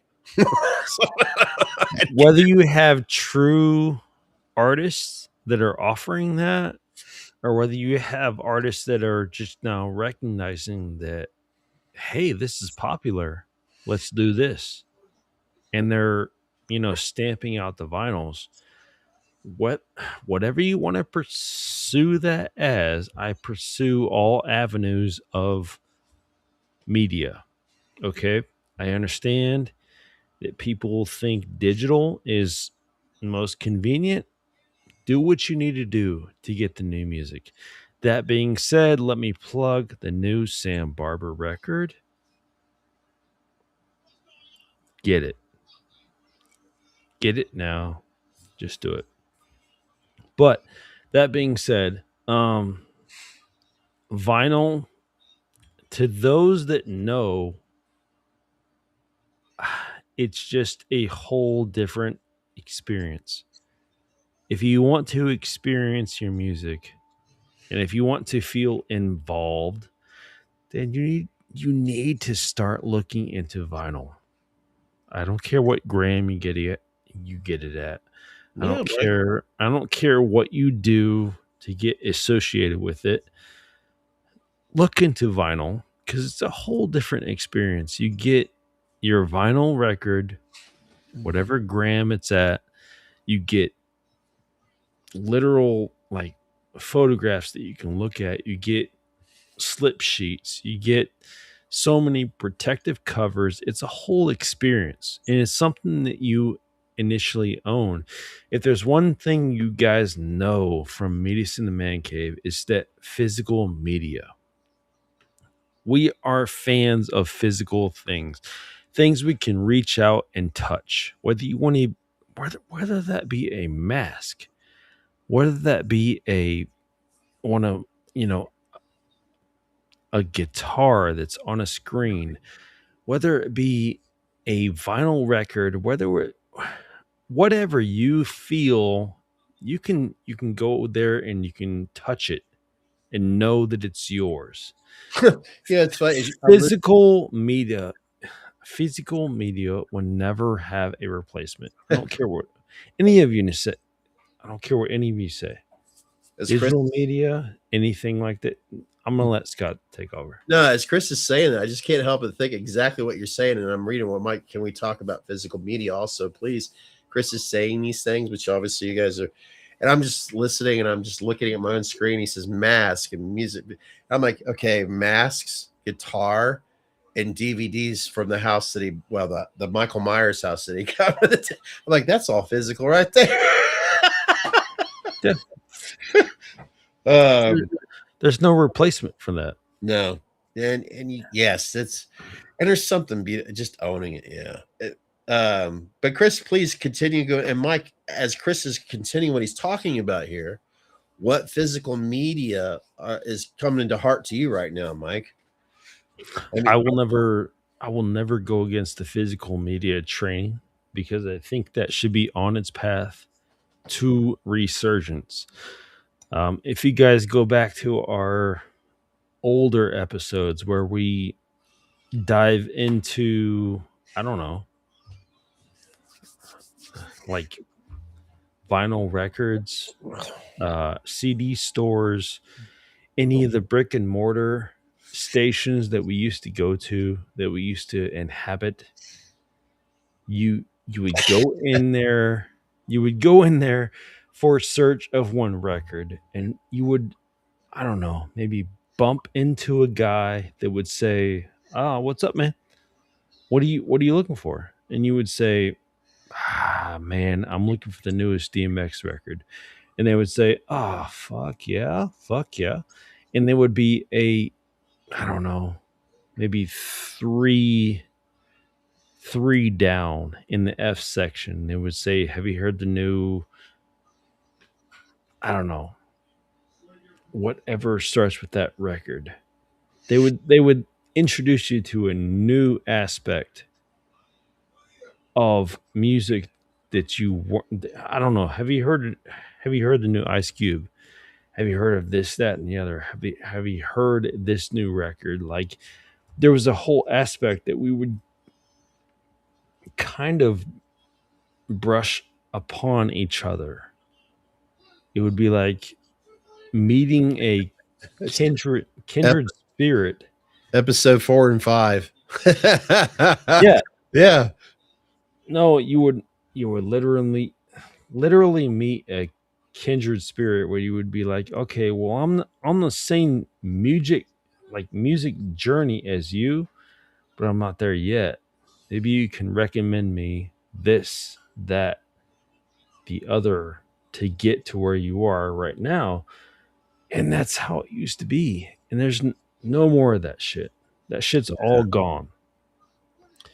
Yeah, it breaks my heart. Sadly. Yeah, I'll and I'm sure all of you can relate to this. You're driving around in a neighborhood that you grew up wherever. I mean, someone, I don't want to say unfortunately, but I've had so many places that, what the heck, screens acting weird.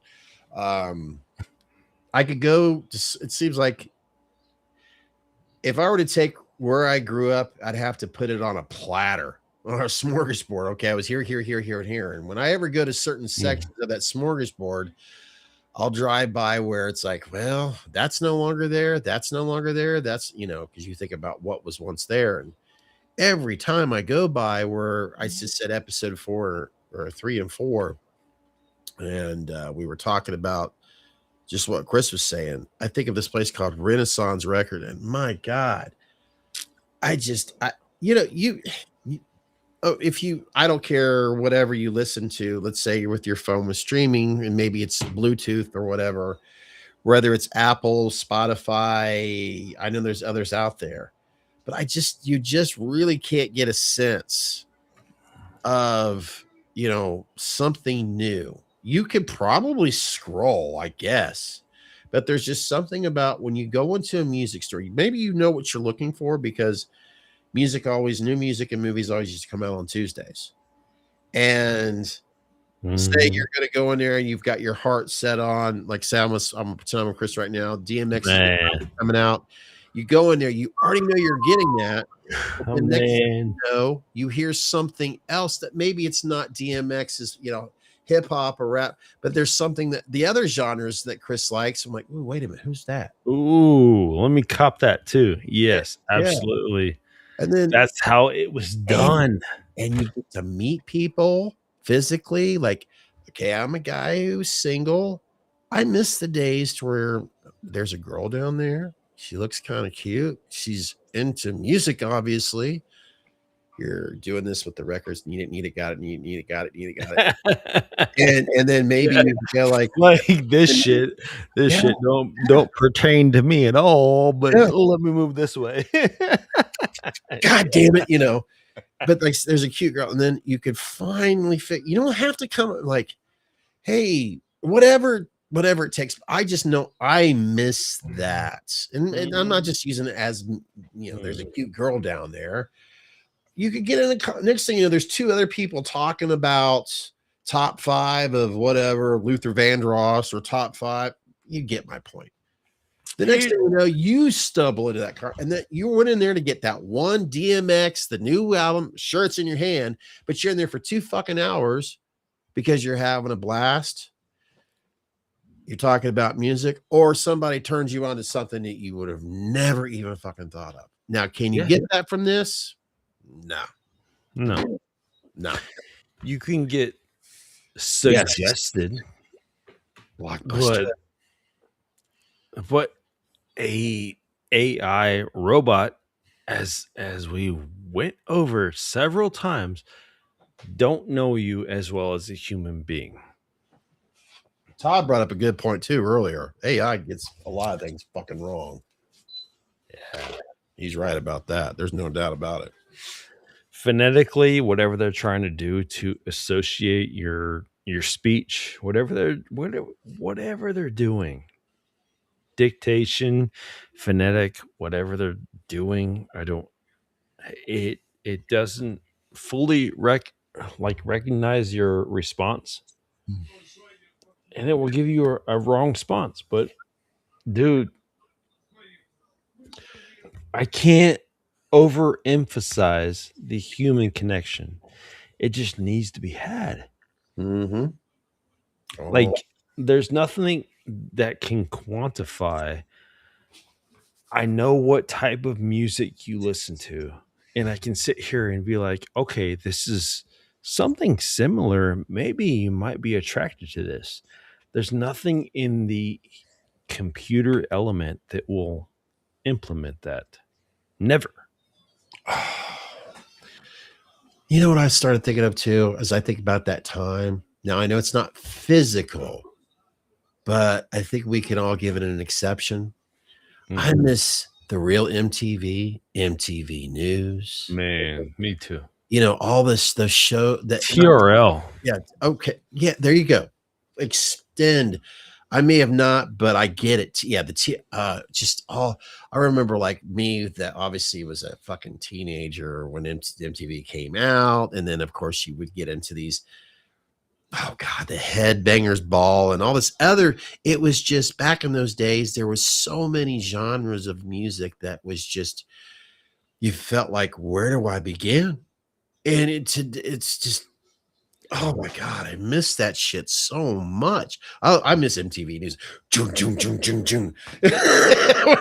Oh man. Like I said, I know it's not physical, but I just can't help but go back to, I'm just thinking of those times, you know.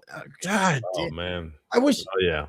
Please help me out, Chris. Anyone here? Is there like YouTube videos that shows that shit? I would, if it does exist, I'll be stuck in that rabbit hole all day tomorrow. What was his name? There you go. Help us out, Mike. Who else? Mike's here. I know Mike's here. It would be the redheaded chick, or it would be the dude with the swoop over, and he'd be with his brown hair, and it would always be them two. MTV. Yeah, it's all canceled, Mike. It's all canceled. Oh shit. Hey Siri. Boom, boom, boom. Man, who were the journalists on MTV News? Could you say it out loud so it sounds cooler? MTV News has a number of notable, let's see, a 36-year run. Wow. John, damn it, she went away. Hey, Siri. Oh, yes. Oh, fuck. Kurt Loder. There it is. Yes. Right, I see MTV Unplugged. Anyone? Yeah. Oh, man. Kurt Loder. God damn, those were so good. And the redheaded chick that had the interview with Tupac. Hey, Siri. Who was the redheaded female on MTV News that had an interview with Tabitha Soren? Yes. There you go. There you go. Happy 58th birthday to Tabitha. Is that today? That would be funny. Tabitha on late night November. Oh, wait a minute. It's Facebook. Holy shit. Fucking. That's not going to do any good. I probably could put it on the computer. Happy 50th to that was August August 19th. So she's got Tabitha Soren. Fucking phenomenal. Even when Tupac basically, I mean, he pretty much wanted to smash that. What? I mean, even when he would say VH1, there you go. VH1. What about behind the music? Oh my god. Oh yeah. Yeah, now I know we could catch those on YouTube. There's always those clips. But like that metal show, God, I love that. Man. So it's kind of like I do miss because MTV, it was so funny. It was like, I remember when MTV with the videos, right? Oh, there goes the record sales. That's going to hurt physical. No, it did not. It did not hurt physical media. It drove it. Yes, exactly. And who the fuck owns the rights to that? It's almost like Friday the 13th. Get your shit together because there's there's money. It's just boom, boom. Whoever owns it, we own the rights to this. We own the rights to that. You created the record. It's fucking 3 different publishing. Oh man, fuck. And okay. Chris talked about back into the physical media. Here's a good example of why you should own physical media, and I guarantee you all know this for a fact. Chris could tell you right now. Okay, I'm going to bring up the television series that was on for 10 years that obviously his girls love it, Friends. What are the benefits of having the Friends all 10 seasons, 10 years on physical media compared to streaming it on HBO Max? If I'm honest, I will watch the DVDs now. I won't even watch it on the digital because they have erased at the window. They've erased so much now that there's so much lost content. I shit you not. I will load up a DVD and play it. I'm out a window. He's really in there. Hang on. I'm here. The window. You want to shut? It's a little chilly right now. The window open. Uh-oh. What's that? Nothing. Oh, sorry. No, it's good. It's good. It's just you know how it is. You're trying to do this. Where I was going. You were talking to exactly the point I wanted to get to. You watch DVDs. Yes. They will include so much content, but after that, it's cut off. And you will find digital media will include other things, but they will cut things out. So what I've found is I will watch the digital media all day long, and it will include probably 10 to 15 minutes of physical data that I haven't seen. I shit you not. There will be 10 to 15 minutes of scenes that were not included on Apple TV or this, that, and the other. Yeah. Especially HBO Max. It seems like they cut out so much content. Which I don't understand because that's Warner Brothers. Because I'm thinking of certain, you know what I mean? I don't understand why they do it. I mean, we're already paying for that shit anyways as it is. But I don't get it either. I just don't. It's so because I was here's another thing that's bad about when you get used to not using physical media. Well, that's definitely That's a bot. Yeah, that's a bot. How do you get rid of that? I don't know. I could probably. I don't know. Mm-hmm. Add to block list. There we go. Fuck them. Then go away. Last week, Mike knows about it. Mike, you do know. I was whining. I was bitching. I wasn't whining. I had every right to be pissed off. In fact, those fuckers need to come out here and still fix that shit. Had issues with certain companies around here, basically tearing up my property without, I'm not going to get, because I'll just get pissed off again. But I had 3 days without my internet provider, which is MetroNet. Sorry, T-Mobile, T-Fiber now. And I'm like, well, I've got plenty of DVDs or whatever. I'm like, you know what? Yeah, I'll just watch Big Bang Theory again, you know? Mike just says, "What the fuck you drinking?" Oh my lord! Dear Lord, child.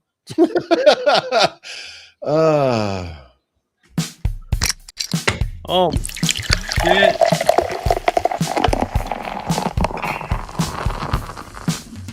What the fuck you drinking? God damn! God control. It's 9 o'clock. Yep. It's God you're coming damn! up here. You're gonna have to get adjusted to the Eastern time zone, if you know what I'm saying. But anyways, my point of it is, I realize another reason why I have been gaining weight is because I don't get up to physically take care of those television programs like I used to. But I will admit I'm lazy with the streaming services when it comes to watching my television programs and YouTube and et cetera, et cetera. But if I was told that's all going away tomorrow, I'd get used to it. I'd miss YouTube, obviously. Well, not just because, let's pretend we're not even recording this on YouTube. But I would miss that. But I'd get used to going back to the days of getting up off of my ass, putting the DVD in or the Blu-ray. How my son still does it, so kudos to him. But that means if they're going to take it away, then damn it, bring back Blockbuster, bring back the record stores, which they still technically exist. But, you know, that's never going to happen. You know, they'll take, they certainly won't give, right? But wait a minute. Did Chris fall asleep on me? Or did he just grab? Well, he's not. You know what? I'm guilty. You guys, Mike, you know, I'm guilty of going up and going to the you know what, which I'm surprised I haven't done that yet. But yes, Mike, you asked for more physical media. We talked about Blockbuster. We talked about record stores, which, of course, let's face it. The malls, oh my God. Then I started thinking about, I know a lot of us used to go to the malls all the time, which of course you could get all your media there. That's for sure. When it comes to records or music, I miss that too. Oh my God. What was the name of that? Here I am trying to think out loud of what music store or video store that used to get the mall. There's Chris. He's trying to decide on what to get. Let's see if we can try to guess. I want to see if he goes with Old Forester right now. No, he's going to the top shelf right now. He did some Old Foresters. I think it was last week, and I've been thinking, you know what? I need to get me some. I keep on looking at it when I go to the local store. Let's see what he got. See if I was right. Nope. He didn't get Old Foresters. Let's see. We're curious. We're kind of. What did he get? I can hear you. And let's see how wrong I am. Oh, Jack Daniels. Okay. Boom, baby. Boom. Oh, yeah. Without going to the arcade. Yes. That's a good one to bring up. Jack Daniels. Okay. Oh, my God, Mike. I did the arcades. I skipped school to go to the arcades. Oops. Didn't say that out loud, did it? Oh, hell. I'm an old fart now. Who cares? Yeah, fuck it. In fact, I remember Mike, taking a bus to the Dayton Mall. So I was the car that drove us to the Dayton Mall. Quite in fact, we would go there to literally go into the one more, just a little bit more. Quite in fact, I would go there literally with my whole crew. Usually between three to four of us. A whole crew was like 4 plus me, and we would go there to literally go into Suncoast Video. Go ahead. No, I remember that one. But you remember it though? No, I'm not saying you went there, but you remember Suncoast Video? Absolutely. Okay. I fucking love Okay, so keep on arcade. Okay, I was trying to remember the name of that video store there. Go ahead. Yeah, no. So literally we would go into that arcade and we would literally hit up the entire arcade platform, see who wanted to engage in the contact. We were actually the kids. We were the nerds that we brought our entire analog joysticks. We brought the entire fucking joysticks. Me and the kids I used to roll with, like, we brought the whole entire thing. We used to roll around to Wright State, UD. We used to roll around to all the college campuses as well as the actual arcade, the Dayton Mall, this, that, and the other. And we would literally go around there and see who wanted to fight, and we would put money on the fights. God, I'm now here. This is where I feel old because when he talks, We were about fucking hustlers. We were hustlers. Did you used to hang out in the McDonald's parking lot there in Inglewood for that shit too? No. Now, Mike, to give you a visual here, when he talks, We did nothing illegal, but we would literally challenge kids to a fight, and it was literally like Tekken, or it was Street Fighter Third. If you know Third Strike, you know what I'm talking about. It was the parry system. You know what I'm talking about right away. But it was literally Tekken and Street Fighter. My dude Gabby, which you have yet to meet, Scott. I would love you to meet Gabby. He's just a phenomenal guy. As well as Coco. I grew up with both of them. They are such good people. They've went opposite ways in life, but dude, if they ever wanted to come out and hang out, you would love them instantly. They're full of Filipinos, which I'm sure we covered on our live streams or whatnot. That I was basically raised by Asian families. Essentially, I was the token white boy. I was thinking of a jerk when you said that. Sorry. Honestly, some of the greatest Thanksgivings I've ever had were in Filipino households.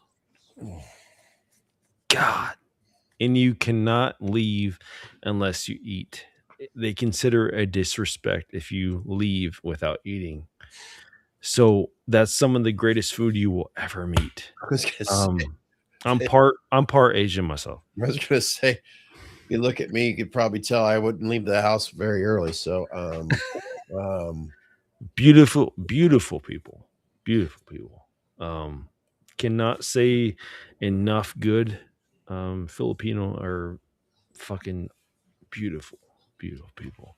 well, like we had the same thing with pizza places here too back in the day with that. So just to give you a concept, I think that was common everywhere in the U.S. You know, the pizza places and the games and all that. So like the Pizza Huts and the Noble Romans and all. Sure. Yeah. The mall had the So yeah. Just to elaborate what Mike was saying.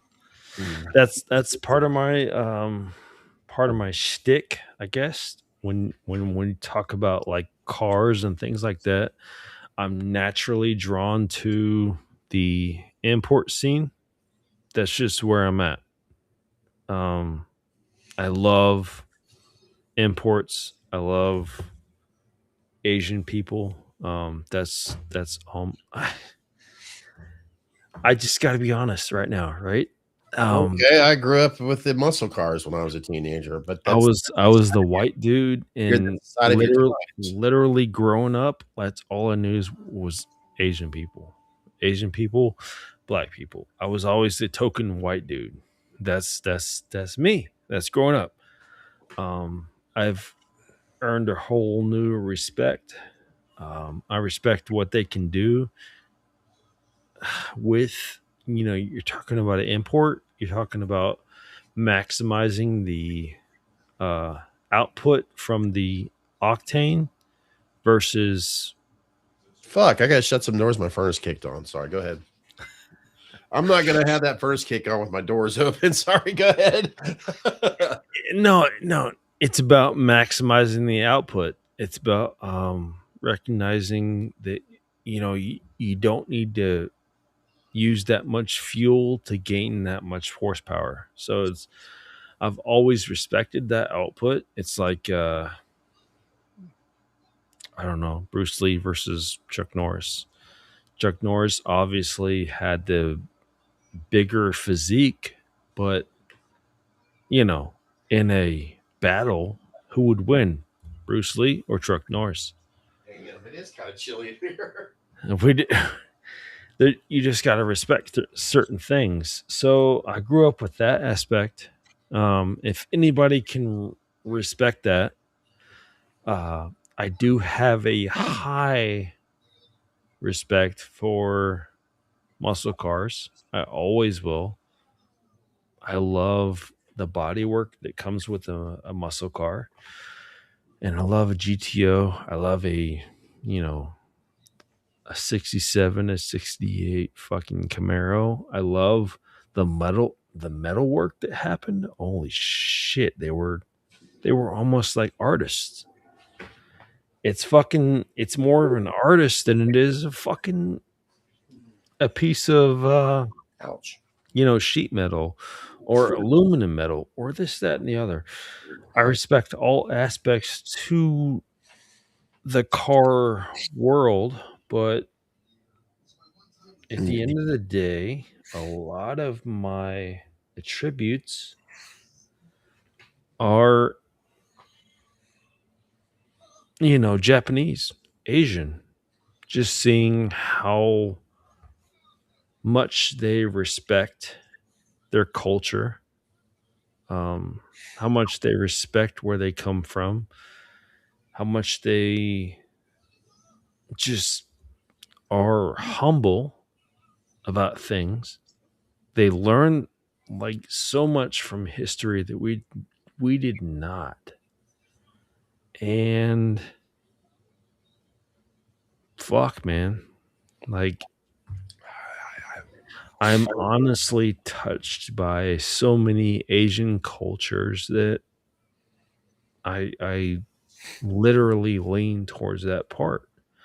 I think that's what's so beautiful about America, if we can be open to that. I think America can be so beautiful if it wants to be. If it doesn't want to be, then yeah, we can be this whole other side to things. But if we want to be open, we can be so beautiful to so many different cultures. And so if they do it right, I think we can be so open to so many different cultures. Well, we'd have to go back to our old ways of like, say, for an example, what you're saying there, like the old school liberals, they were all about exactly what you're saying there, about being more open to, we should be open to all mankind. When I don't give a shit where you come from, your nationality, your race. We should all appreciate and love one another. And I don't give a shit what your race is. That is the old school liberals that I miss, that we need again. And but I don't want to try to go there too much. But that's what we should be as human beings. Fuck the whole liberal thing. That's how we should be as human beings. Period. Because here's the thing.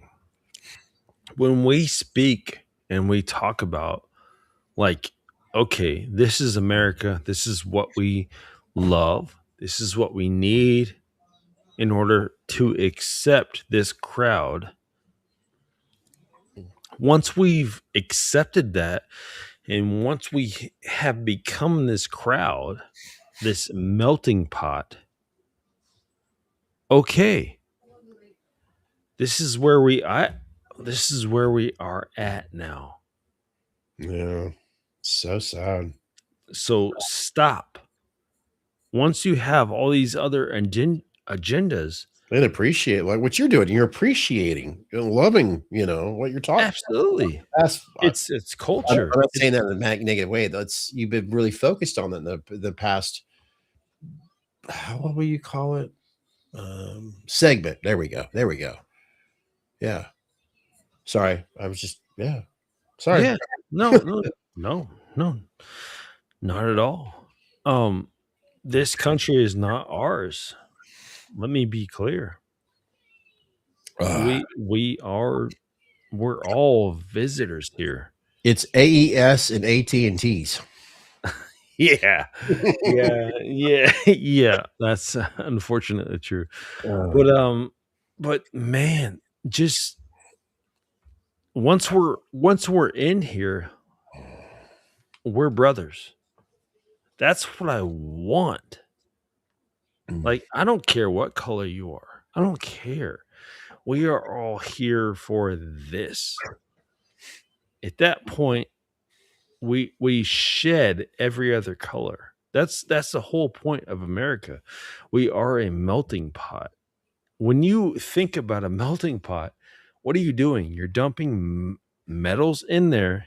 You're dumping everything you want in there to eventually become one. Correct? Yeah. That's the whole point of a melting pot. When you have so many different cultures and so many different things being exposed in one different culture, like, let's just form one culture for all of us. If we had actually more people that had the, I guess you could say, as they say, lead by example. We'll get some people right now that are true good leaders of examplement that continuously focusing on that, what's best for humanity, what's best for us here in the world and here in the United States. If they actually start showing that and stop pointing fingers and start arguing and saying, if we do exactly what we should be doing, is treating each other with respect and in treating each other with values, and learn to love and learn to listen to one another, then yes, there's no doubt about it. We'd have these stupid fucking wars stop. We'd all get along better. We wouldn't have this repetitive, violence towards one another, which is disgusting as hell, as we all know. I mean, this is something that we have been asking for before Chris and I have even been thought of. And why the hell we as human beings cannot figure that out by now, I will never fucking know. And it's so sad. We claim to be the most intelligent earthlings on this planet, but yet we're the dumbest fucking creatures on this planet because we constantly fight over and hate over the same things that our great grandparents have done. And when are we ever going to learn? I don't know. Never. Fucking politics. Yeah. 100%. If there is money to be made, they will face us against each other, because as long as we fight each other, then they are never seen as the enemy. And it's just as simple as recognizing our founding fathers came here recognizing that they wanted to escape that. And what did they escape? They didn't escape anything. The system has put us right back into the same fucking politics. Yeah. Politics follow us.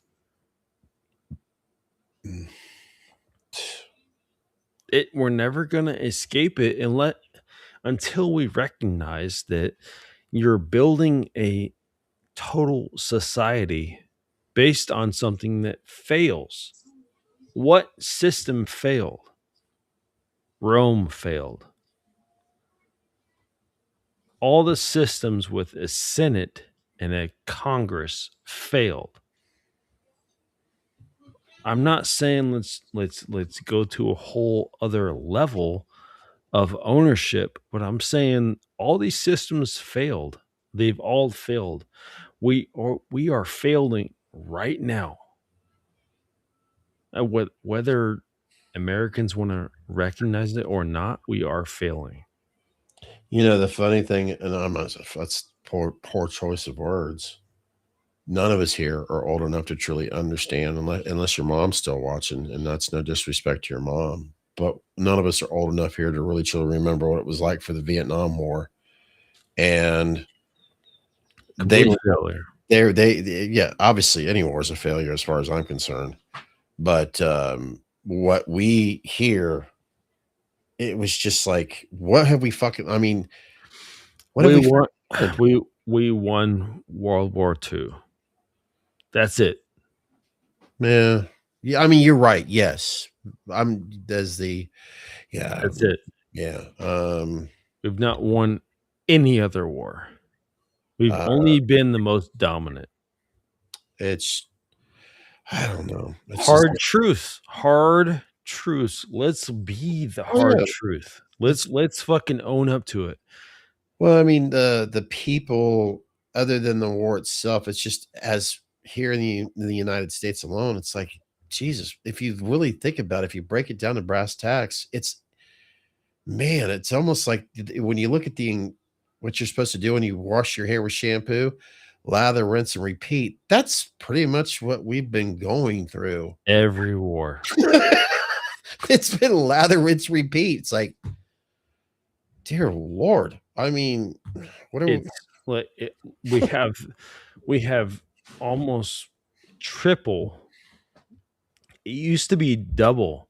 We have tripled now the national defense rate of any other country in this fucking world.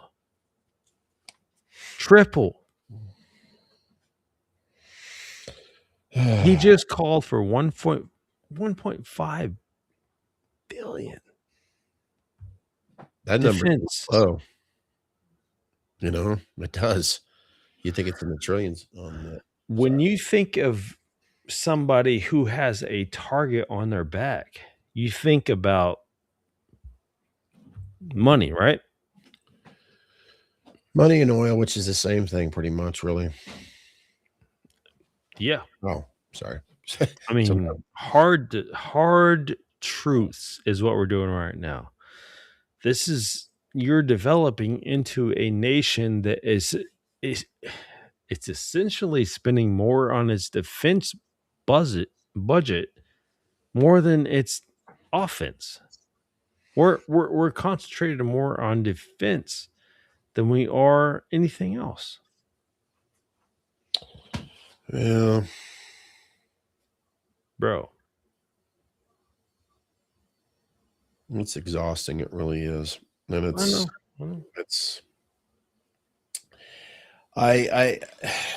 so funny. It's like times when these are brought up for all of us as adults.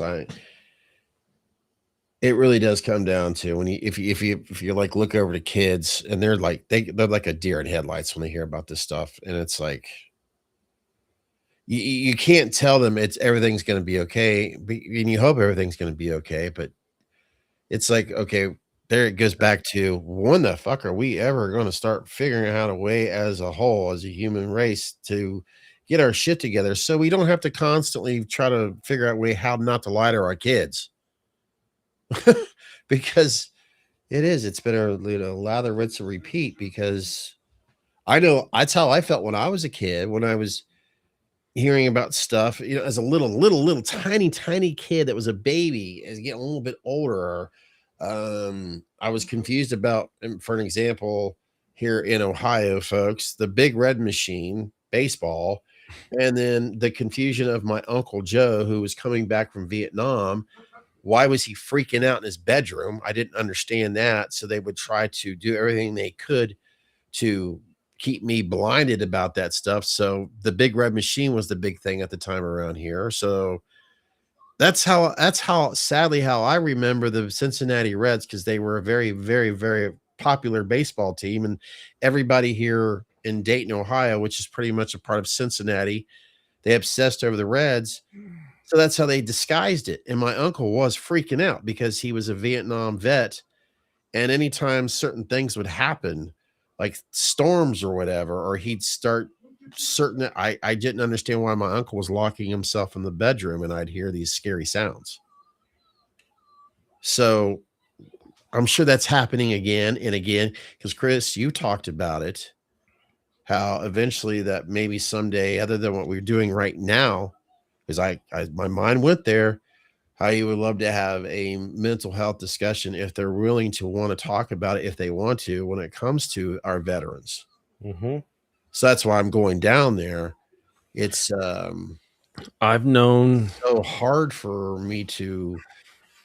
I want it, but how do we tell them you're in a safe place if they want to talk about this stuff? Because I always think of my Uncle Joe about that as a little kid. That's so why I'm going through a selective process where I know these guys personally and I know them in true life to where they are not there's no financial gain. no, You know what I'm saying? no. They have nothing to gain. They are just wanting to be heard.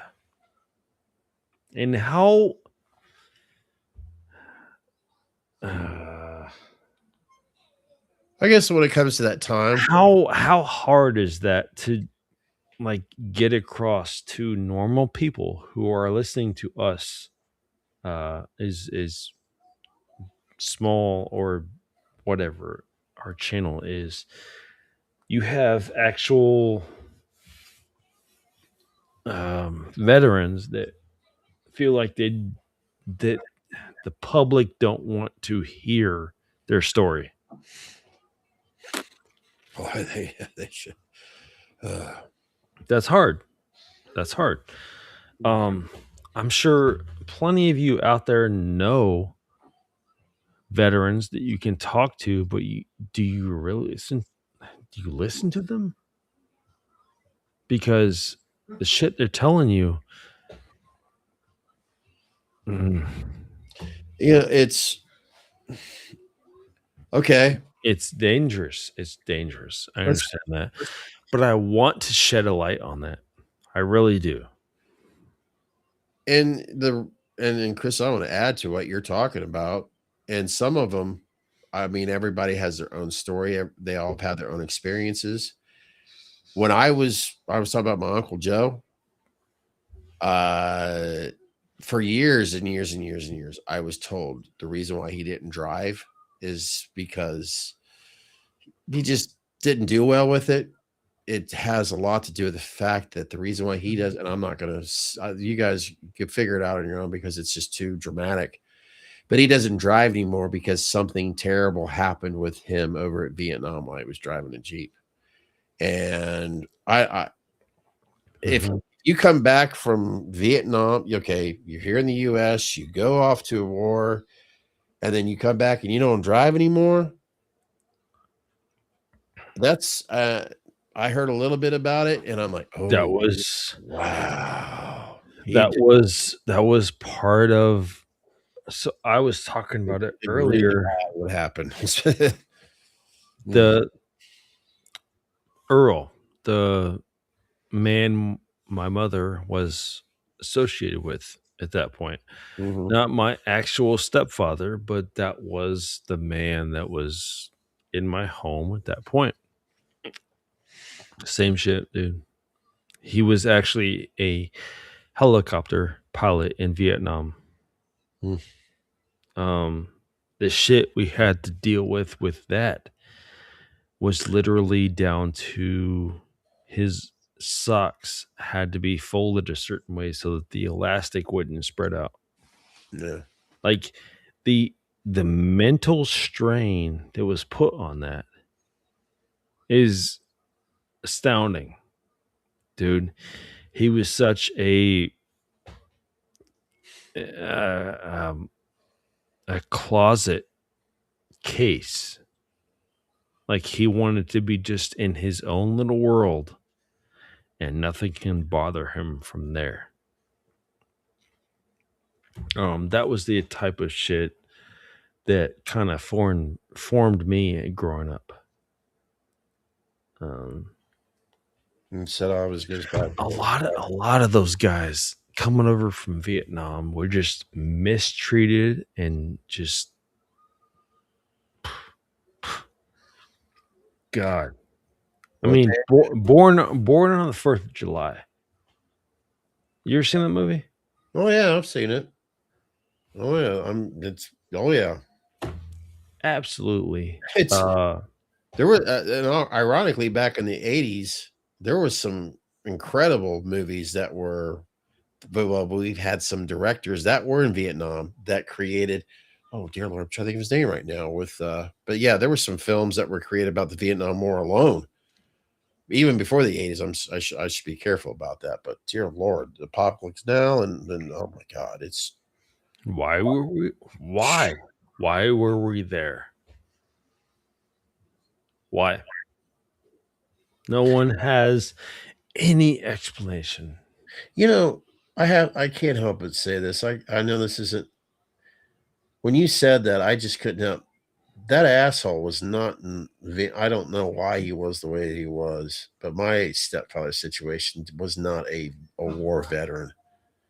But I had to go through some That's shit. why we. That's why we draw so many similarities. Yeah.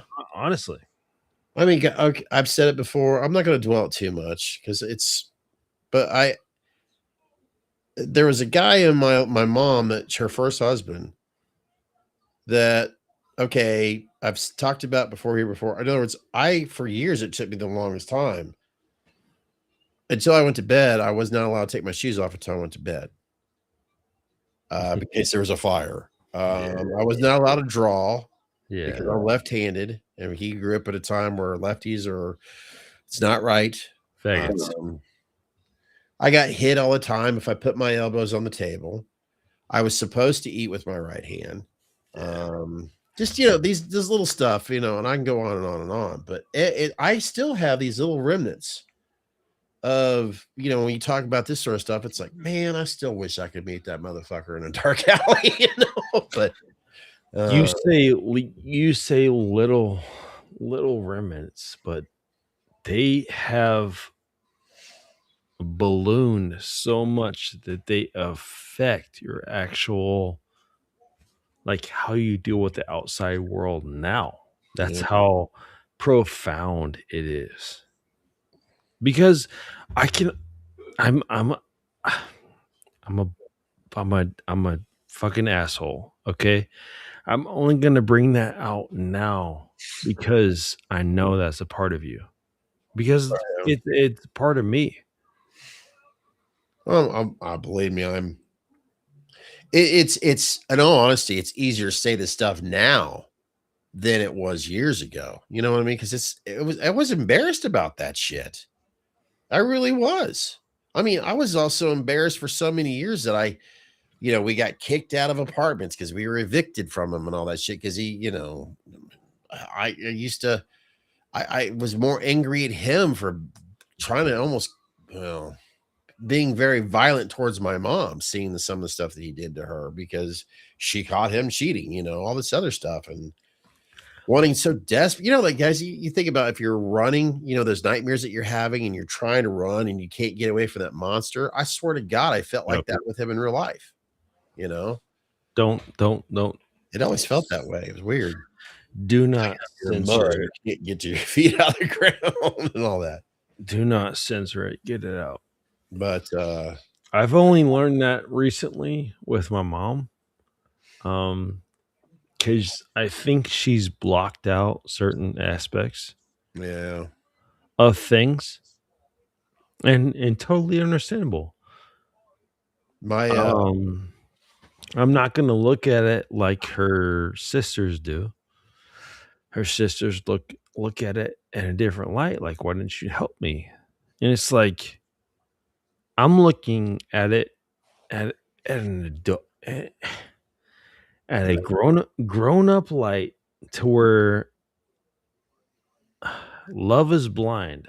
You're blinded by love in so many aspects. Like, let's be real about things. You didn't see this. Let me show you. Let me shine a light on what I was experiencing as a kid. Nothing is seen until a light is shown upon it. So let's let's build from there. My sisters have chose to go another route with things, to where mom was blind. Mom didn't recognize this. It's not that simple. Nothing in life is simple. Like, she thought she was doing what she could do at that point, giving what she was given at that point. Yeah. Until you've been in that point in your life, you can't fucking talk about it. So you got to give respect. No, you can only watch it on a streaming service, unfortunately, because that's certainly what they do a lot of documentaries on, Netflix. Yeah. Seeing shit that some of the people go through. Yeah. I can't help but bring it up. He's my half brother, obviously my mom and that guy, that asshole.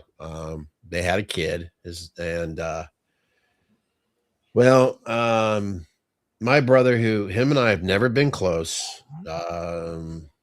He's 10 years younger than me. Ironically, his birthday is, he'll be turning 46 April 13th. Damn. And he lives in Chicago. Like I said, we've never been close. When he was younger, he actually stayed with his dad most of the time. He was, but anyways, my brother, I could tell even when he was young that he was gay. You could just tell he had a very flamboyant personality, physically, whatever. To sum it up, let's just put it this way. I can remember when we were in Lake Erie, my mom, myself, as I say, real dad and his kids were up at Lake Erie. And in fact, I'm wearing a Van Halen t-shirt, right? I wish I still had that t-shirt, right? And they're taking photos and all that. And my brother is up on these rocks on Lake Erie having a very flamboyant pose about himself. Well, I'm like, I could tell. And it's so funny because when my brother came out of the closet, my mom was like, no. Now, to catch up real quick, she loves her son to death. It's too bad that she hasn't seen him in God knows how long, because he's in Chicago and we're here in Dayton, Ohio. But when he, like I said, came, and that's how I don't know how they say it today. Hell. But my mom's like, there's no way. I'm like, oh, bullshit. You couldn't tell when he was a little kid? But anyway, my whole point of all this, his father, my mom's ex-husband, this abusive asshole, who's been married 9 times, by the way. I guess my mom was number 8. When my brother basically was telling everybody that, Chris has never heard of sexuals. That's why he's losing it right now. I mean, here's where this is where now Chris.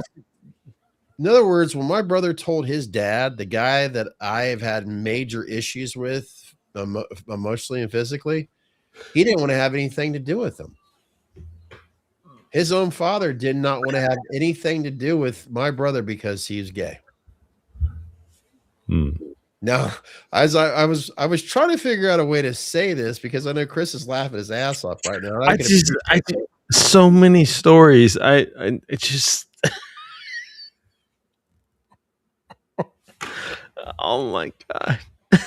But yeah, Chris is laughing his ass off because he thinks it's funny as hell that his asshole. No, I'm teasing. I'm teasing.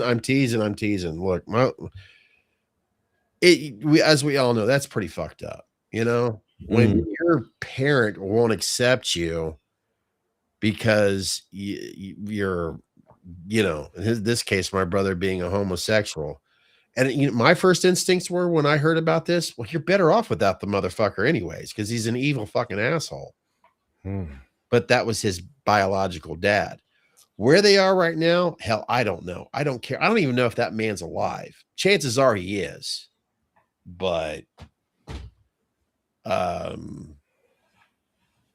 no, I think that's pretty fucked up. I mean, because my brother, who is a human being, who is technically a Homo sapien first, who has had to deal with his own issues, not because of he's gay, but the fact that in the back of his mind that a parent won't accept him because, you know what? Hey, I'm here. I'm queer. I'm here to stay.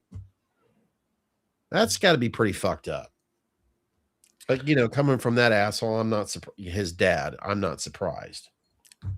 Hard to admit. Mm. Yeah. That's what killed me at first. Yeah.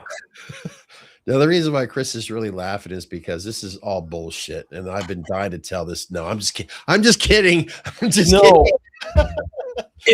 If I want anybody here to understand the closest thing from a horror event or a I don't know, traumatic event is humor. There's a reason comics, Dave Chappelle, have gotten riff. They've riffed off the entire thing, and they've gotten rich off of it. They've created so many avenues to where they can riff off of it and they can make fun of it to where you don't even notice anymore. Deep psychological such things as, you know, racism and this, that, and the other. It's because they've tapped into a certain point of American culture that they can just find where they can live freely. If you can, man, it's so deep. Like, don't take it too seriously. Like, American culture is still progressing.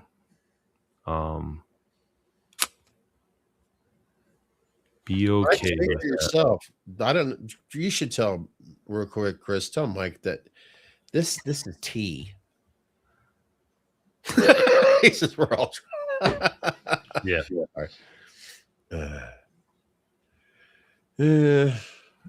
I don't know. I've seen billions run through Dave Chappelle's hands.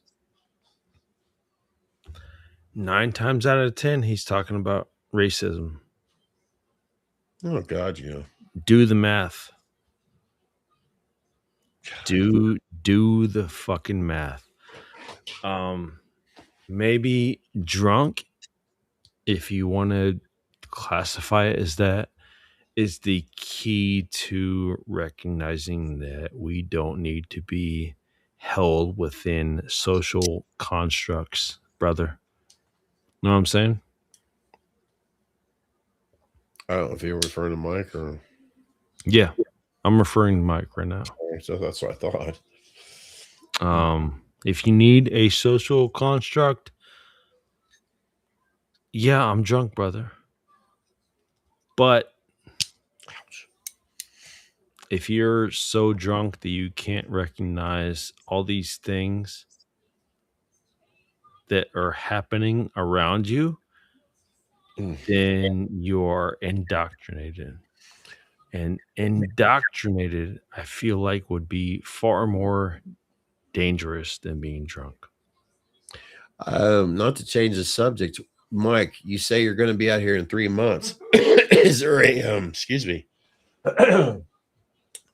Do you have a actual plan of where you're going to be here in 3 months? Did you find? You don't have to say where, just for, you know, privacy reasons. Because I know we're getting 1 billion views right now, but still, let's think ahead here before you answer. A billion? That's yeah, billions. He's Hey, going to be living with you, Chris. Hey, Mike, my dude. He says, I'm with you, Chris. He means he's going to live with you in 3 months. Hell yeah. Fuck yeah. We doing this shit. Finally get a fucking escalator out there then. Yes. Let me know where you want to party, and we're gonna party, and we're gonna show the whole fucking world, Mike. Okay. Well, you've heard his trash. So So don't go there. in the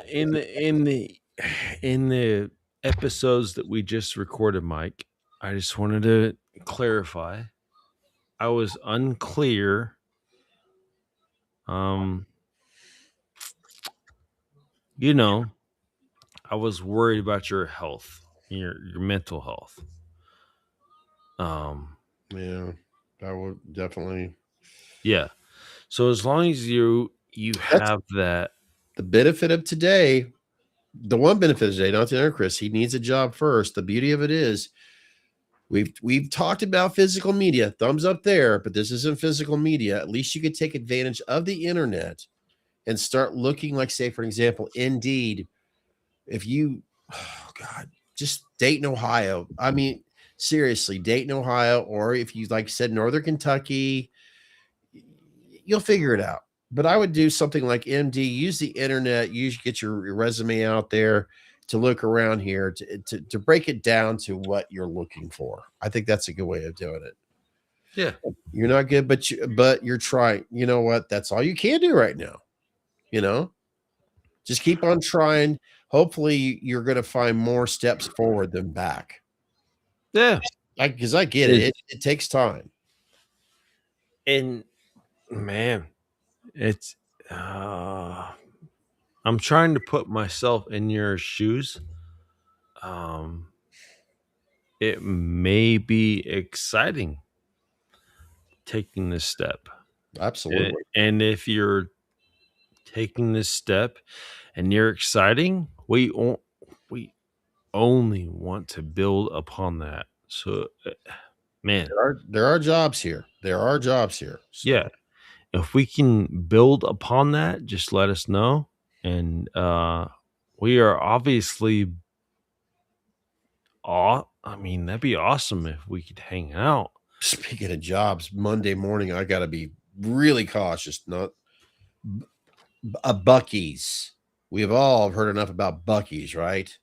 There's a brand new Buc-ee's that's opening basically in my zip code. I'm still and I've got to travel past this Buc-ee's for at least 2 days. And the highway patrol, the Ohio State Highway Patrolmen are preparing for basically directing traffic off of a major interstate, I-70, that runs through a good portion of this country. Wow. And there's shit. I got to deal with that possible shit just trying to get to Columbus over a fucking Buc-ee's. I'm still trying to get used to job available at Buc-ee's, Mike. Where is it? West Kelton? No, what? No, it's New Carlisle. New Carlisle. Yeah, West Kelton's south of us. Okay, so New Carlisle. It's technically, I'm still trying to get used to that location when I travel. So fuck me. Okay. Yep, just basically think of when you were in Heber Heights, just go east. I guess it's the Heber Heights zip code. It doesn't matter. It's basically right there. I'm just talking shit, but I swear to God, they pay people to like show up and park there. Well, considering how it works, I swear to God, like, what are you doing? You're essentially going to Walmart. What is happening? With 120 gas pumps. Get in, get your gas, and get the fuck out. What are you doing in there? And they're paying the goddamn one of the general managers there 6 figures. Man, you bet. Welcome to Bushes. Yeah.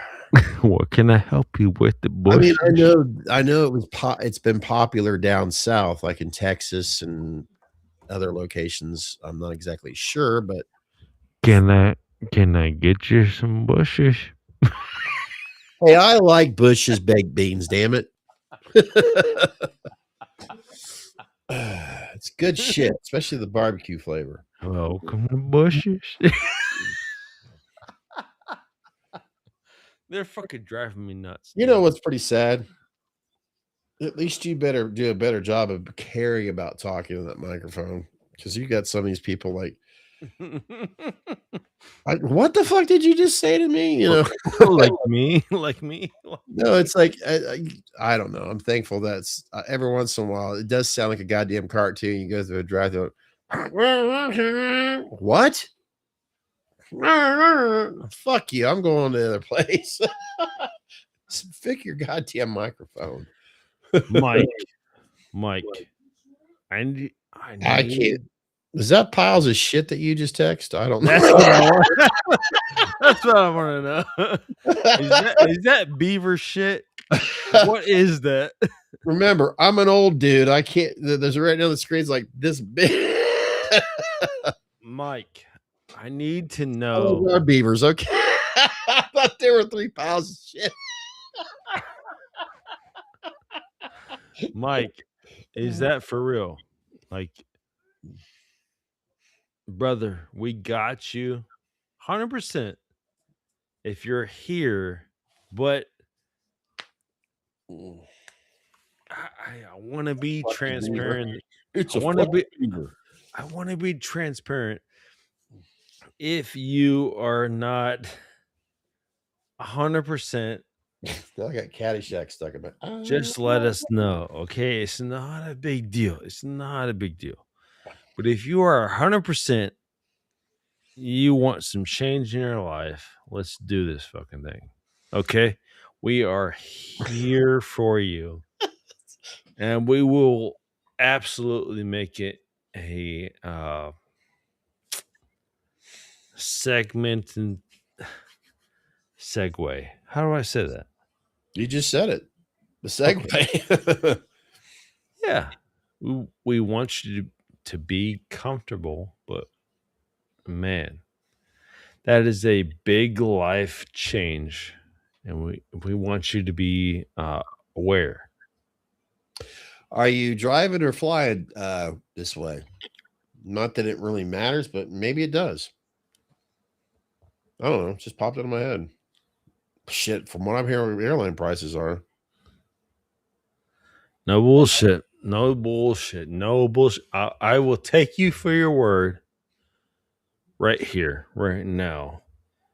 Well, at least you got a general. I mean, serious. When we were Okay. talking about the, last week about the general prices around here, at least you got a general idea. But like you said, yes, of course you got to find a job driving. Okay. Okay. You'll like well, you already know the cost of living here is more So affordable. You got that. you What the tell fuck happened? us where to meet you. Something happened. Sorry. What's that guy? I don't. It's weird because I'm like, I know he's still here. Maybe I got click happy.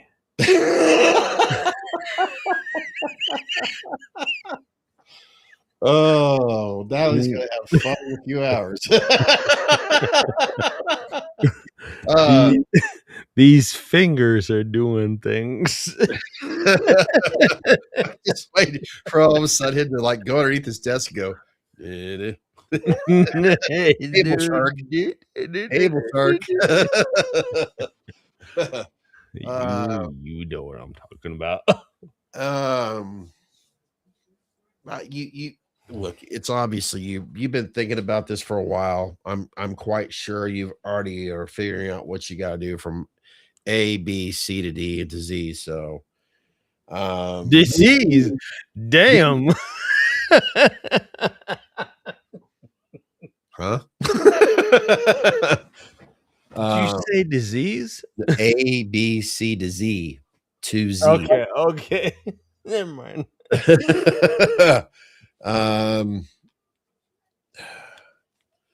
No, you look, I think you're already obviously taking that big step of realizing that's what you're going to do in the next few months.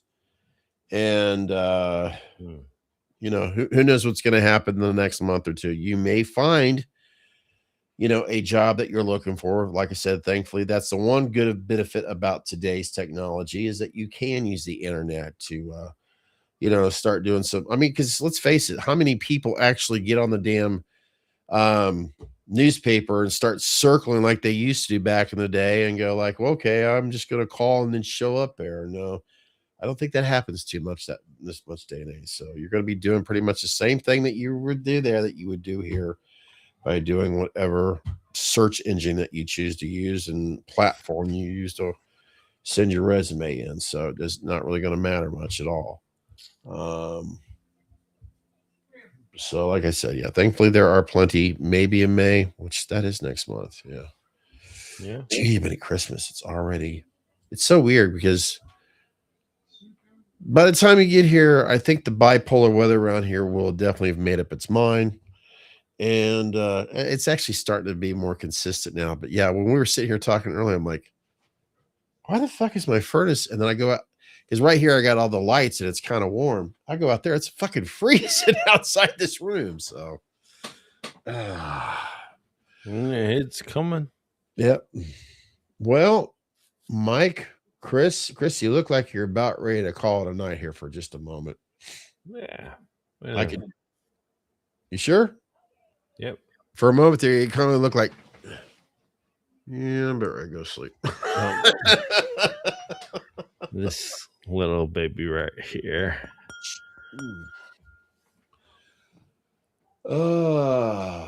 Wait, yeah, you did say. Just to emphasize. Who is it that you're going to see in Louisville next Saturday? Yeah, next Saturday. Is it next Friday or Saturday? I forget. Friday or Saturday? Whoa, fuck a beaver.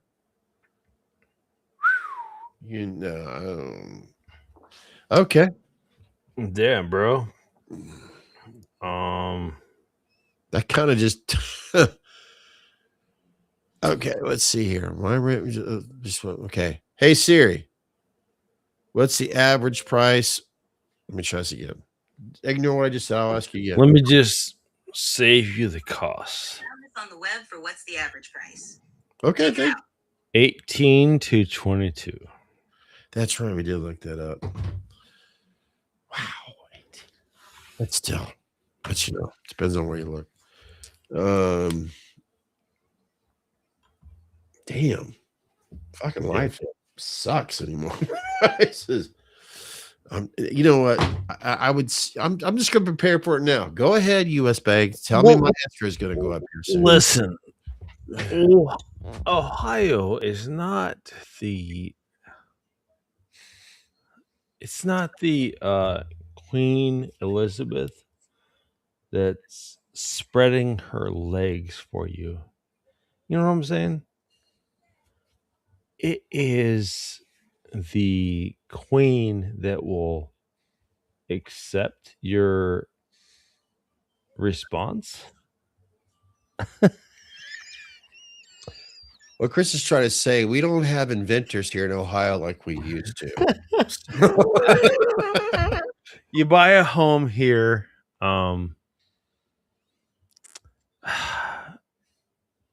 If you want rental prices, which expect anywhere between 24 to 1,200.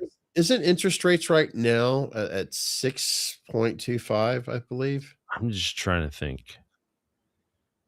It was at over 7 like 2 or 3 years ago. I mean, I know it's it's impossible for me to quantify, but I'm trying to realistic aspects for you. Man. Yeah, I just can't help but think, obviously, finding a job first. That way you know where your budget's at and what you can afford and all that other shit. And where the fuck you're going to live, too. Yeah. You know? But, I just can't help automatically say, don't go here. In other words, I'm not saying here, but there's certain places if you were to come around here, there's certain places I'll tell you to stay the fuck away from, because no, you don't need to go from one bad experience I'm not talking personally, but you don't need to leave California and then all of a sudden come to, well, what the fuck did I just move into? You know what I mean? I think you get it. Maggot Mike kind of understand. He understands. This better be a good fucking lens when I'm getting here soon. Sorry, I just got a notification that it will be. Sorry, I'm just thinking ahead. Maybe I'm being presumptive, but you know, I need to throw that out there for him. Man, there's so many aspects of what you guys are asking. We need to be fair. Mike, do you know how to dance? And do you know how to suck a good? No, just kidding. Fuck. Poor Mike. Well, you know. Oh, hey, if it makes us feel any better, I came across something. What's that? My rent just went up to. Yeah, that's what I noticed. Yeah, it's fucking hot. Rape you in the face with that damn price. That's for sure. I came across some podcast. Apparently, it's called Whatever. It was originated as a dating type of podcast where a guy or two, where they invite a bunch of women, and this damn podcast would go on for like 8 hours a day. I'm like, well, shit, I don't feel so bad after all. They actually have debates on there too. It started off on one kind of concept. I mean, now they do shorts that are like 20 minutes long or whatever. And I'm like, what the fuck? It just, I don't know, because it was just some of the topics where it's like, damn, there's some dumb bitches on this show. And then I went down the rabbit hole a bit more. I'm like, damn, they have like 8 to 9 hour podcasts that go on. They said, I don't feel as bad right now. Yeah. I mean, it's almost, at first I started thinking, just does he invite these women on there that are not, you know, very intelligent and all, just to basically poke at him? Basically tell him you're stupid as hell. You know, it's just like, this is quite entertaining. And it's no wonder the motherfucker has over 300 subscribers, 3 million subscribers. Yeah. It's like, damn, Chris, that's what we need to do. Start inviting some dumbass hookers on this and just poke at them. Not physically, but you know. Yeah, but fuck them. I honestly, fuck them. They are only out to make men into fucking idiot. Oh yeah, the way they were talking, like they feel like there's one thing that I came across. It was like they were talking about the draft, and these girls didn't even know what the draft meant. So they had to explain to them the whole concept, the meaning behind it, and all this. And then it's like it stirred around the question: do you feel that, you know, men are obviously, once they turn 18, they have to basically register for the draft, even though we haven't had it, blah blah blah, in a long time. But do you think men, or should women be eligible for the draft? None of them at all. Then I'm like, no. Yeah. They were trashing men, but at the same time, they was okay for men to go off and fight wars. Yes, there are women who are doing it too, but the draft ordeal, you know, idiots. They're sitting there putting men down. And then when they were all done with this, they brought up some files, some videos of men that are doing very dangerous jobs, you know, like that are, you know, drilling oil, welding, you know, underwater, you know, just all these serious fucking dangerous jobs. But then they say, so what you're saying is that you could do exactly what these men are doing. You don't think women should be, you know, eligible for the draft, and you're trashing men, but yet look what these men are doing in order to make your life simpler. Yeah. And they were just sitting there kind of like, I don't know how to respond to that. You have no fucking solutions. You're just a fucking idiot. Yeah. Fuck that. Fuck them. Yeah, it's fuck all their it's just funny bullshit fucking I don't even know what do we call it? Mom and dads aren't doing a good job of raising their daughters. That's what Like- I called it. Ploys, fucking draws, fucking. I don't know anymore. Fuck Yeah. them. Fuck them. Damn. They've You know never what- done a single. Mm. I know one thing I definitely need to do here soon. Just order some new fucking ear trimmers or something because the hairs on my ears are itching the shit out of me with these headsets right now. I've been sitting here like, oh god, these things are driving me nuts. That is unfortunate because I feel like so many. God, Oh, it's just. I wonder if I can. Apps. It's hysterical. people Oh my don't. God. The thumbnail to this live stream is a Texas Chainsaw Massacre. This is completely unrelated. Oh well, it's clickbait, right? People don't need to be told like they're selling lives to them, right?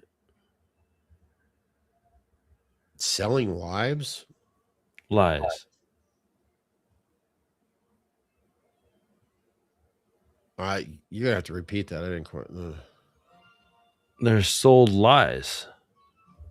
Oh hell, we're okay. No, that's what you're saying. I mean, my first instinct automatically like, well, shit, aren't we all? I mean, Yeah, it's all lies. ugh. Oh, have you shit? Where that? Were you a fan of son of a bitch? Did my damn keyboard die again? I don't know. Oh shit. Okay. Were you growing up like 3,200 a month. Shit, Mike.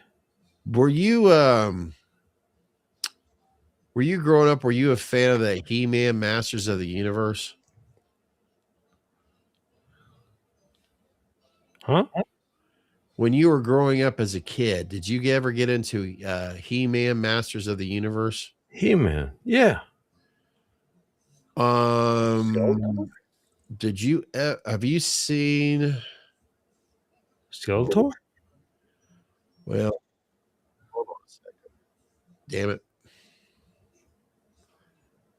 Let me get this set up just right. Have you, in other words, there is this.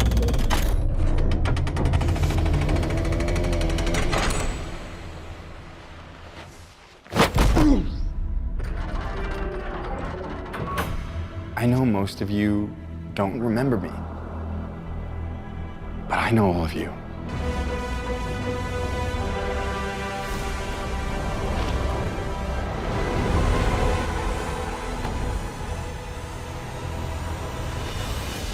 What? What? Even What? though I was stuck light years away on Earth, Oh my God. I never stopped trying to get back home. Everything changed since you left. It's all gone. Skeletor took my family. My God. Oh my God. Our world.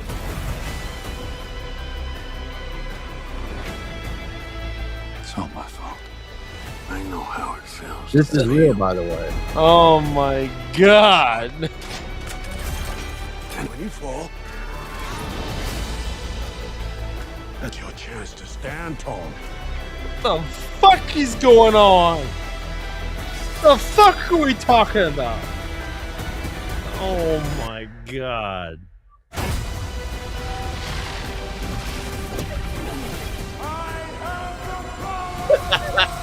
Turn this off.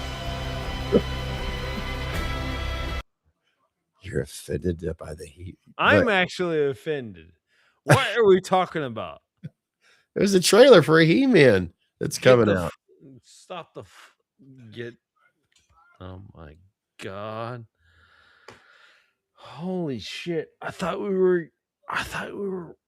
we were approaching the end, but oh my god!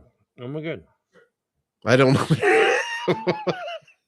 I was Wait. just showing you a trailer. That's all. All right. Well, what is it that this is? Okay. He-Man, I grew up upon. What? Sorry, there's some other trailer just coming. Thundercats, same dystopian. No, wow. Skeletor? Are you fucking kidding me? What are you talking about right now? The whole plot is gone. The dynamic, everything is gone. I see no Skeletor. Who is this dude? Before it was Dolph Lundgren. Who's this kid? I don't know. I just Shit. I assume he's He-Man. Mm-hmm. He was transforming into He-Man. So Fuck me. Okay. Shit. yeah. Where is this originating from?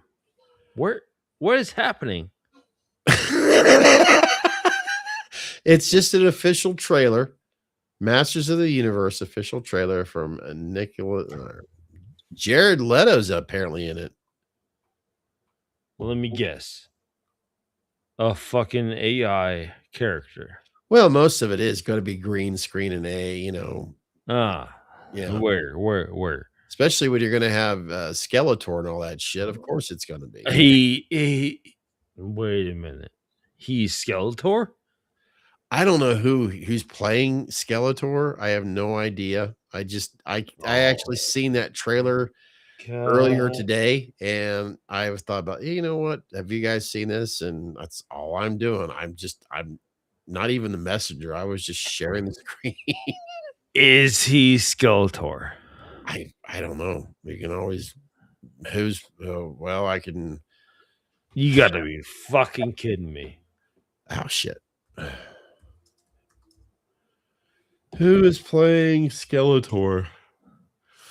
No, not the fucking Super Bowl. Oh shit. Who's playing Skeletor in Masters of the Universe? Yeah. Jay. I'll just, you know what? I can just oh my god. I don't even hate Jared Leto. Fuck me. Masters of the Universe. Jared Leto's playing. Well, he'll be doing probably just wearing the cape and stuff, but yeah, as we all know, yes, of course they're gonna fucking CGI and all the other shit big time. So, son of a bitch. Jared Leto's voice reveals is what's he's basically probably just doing the voiceover most of the time. Goes from the Joker to Skeletor.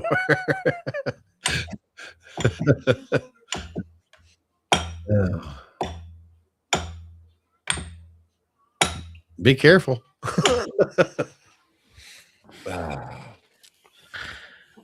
You know what I'm so hurt over is that I actually like Jared Leto. Fuck. He's gonna be a Skeletor? Well, let's see. Skeletor? Just wait till you get to my age. It won't fucking bother you anymore. Because you're used to fucking things being disappointing most of the time. I'm sorry. I don't mean to be laughed, but I could honestly say, guys, I'm sorry. I'm just going to be brutally honest. This has all been, but the older you get, you find out most of the shit in your life is just like, yeah. So after a while, you just got to kind of let things, yeah, fuck it. I'm used to things being The fuck happened? it's just it's called LIVIN. Dude, I like Jared. This is what you do. Honestly. I could. This is the best advice I could give you. Don't go fucking watch the movie, and it won't fucking matter. Yes, it's Hollywood, boys. It's 30 Seconds to Mars. Oh fuck, come on. things just suck today. No, I'm gonna be honest. Most things just suck today. It's just how it is. If you just focus on the things that you loved back in the day, and then ignore all the bullshit that's coming out now, it's not so bad. So, I mean, I'm not making fun of it. I'm used to How did that happen? half empty. Yeah, it's Damn it, man. yeah. Okay. If you can make it to the bathroom without shitting yourself, then it's a good day. That's what usually happens when you I'm sorry. So, or that and play the right numbers when you hit. There you go, Mike. Start playing the Ohio lottery soon. If you start winning it, then you know this was the right thing to do. Oh, could you imagine if that fucking happened? Holy shit! I just jinxed him, but still, he wins the Ohio Listen. lottery when he gets here. Sorry, Mike. I just jinxed you. Oh man. I loved. Damn it. Oh man. Well, I'm gonna 5 more minutes and I gotta get going because I am dead beat. I loved He-Man growing up. Was it the cartoons or was it something else? Or the action figures, or because I know there was that too. No. Cartoons. Well, there's still that. I mean, in all seriousness, you still have. I mean, do they still Are they like are they physically trying to like dismantle everything we grew up with? What is happening?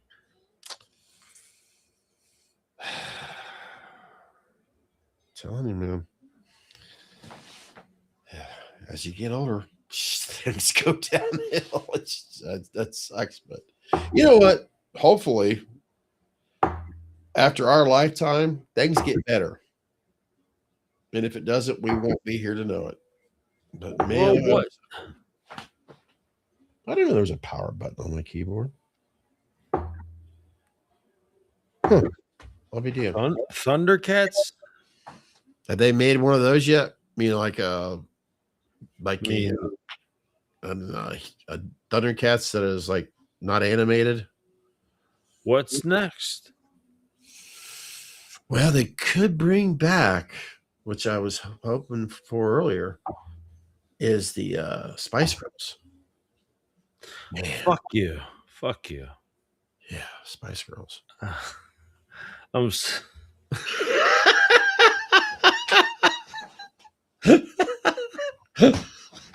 wish the fuck I could find this one Spice Girl. It was making me laugh so hard. Oh, God damn it. Oh, damn it. Where the heck is it? Was it on? I'll never fucking find it now. Okay, so all I've learned from this live stream is that Apollo Creed died. The aliens, in fact, the Predators won. Did we? Huh? Michael killed everything. Chucky killed everything. Everything I have to hope for has all been destroyed. Oh, here it is. Right?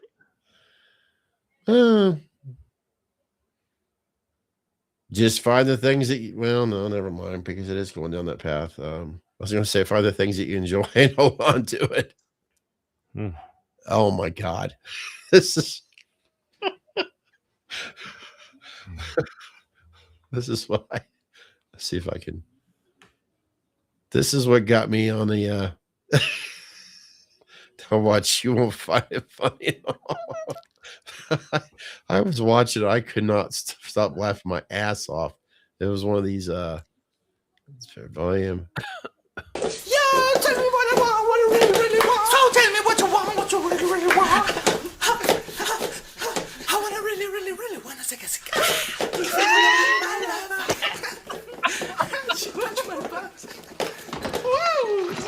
Don't do that. So tell me what you want, what you really, really want. I tell you what I want, what I really, really want. So tell me what you want, what you really, really want.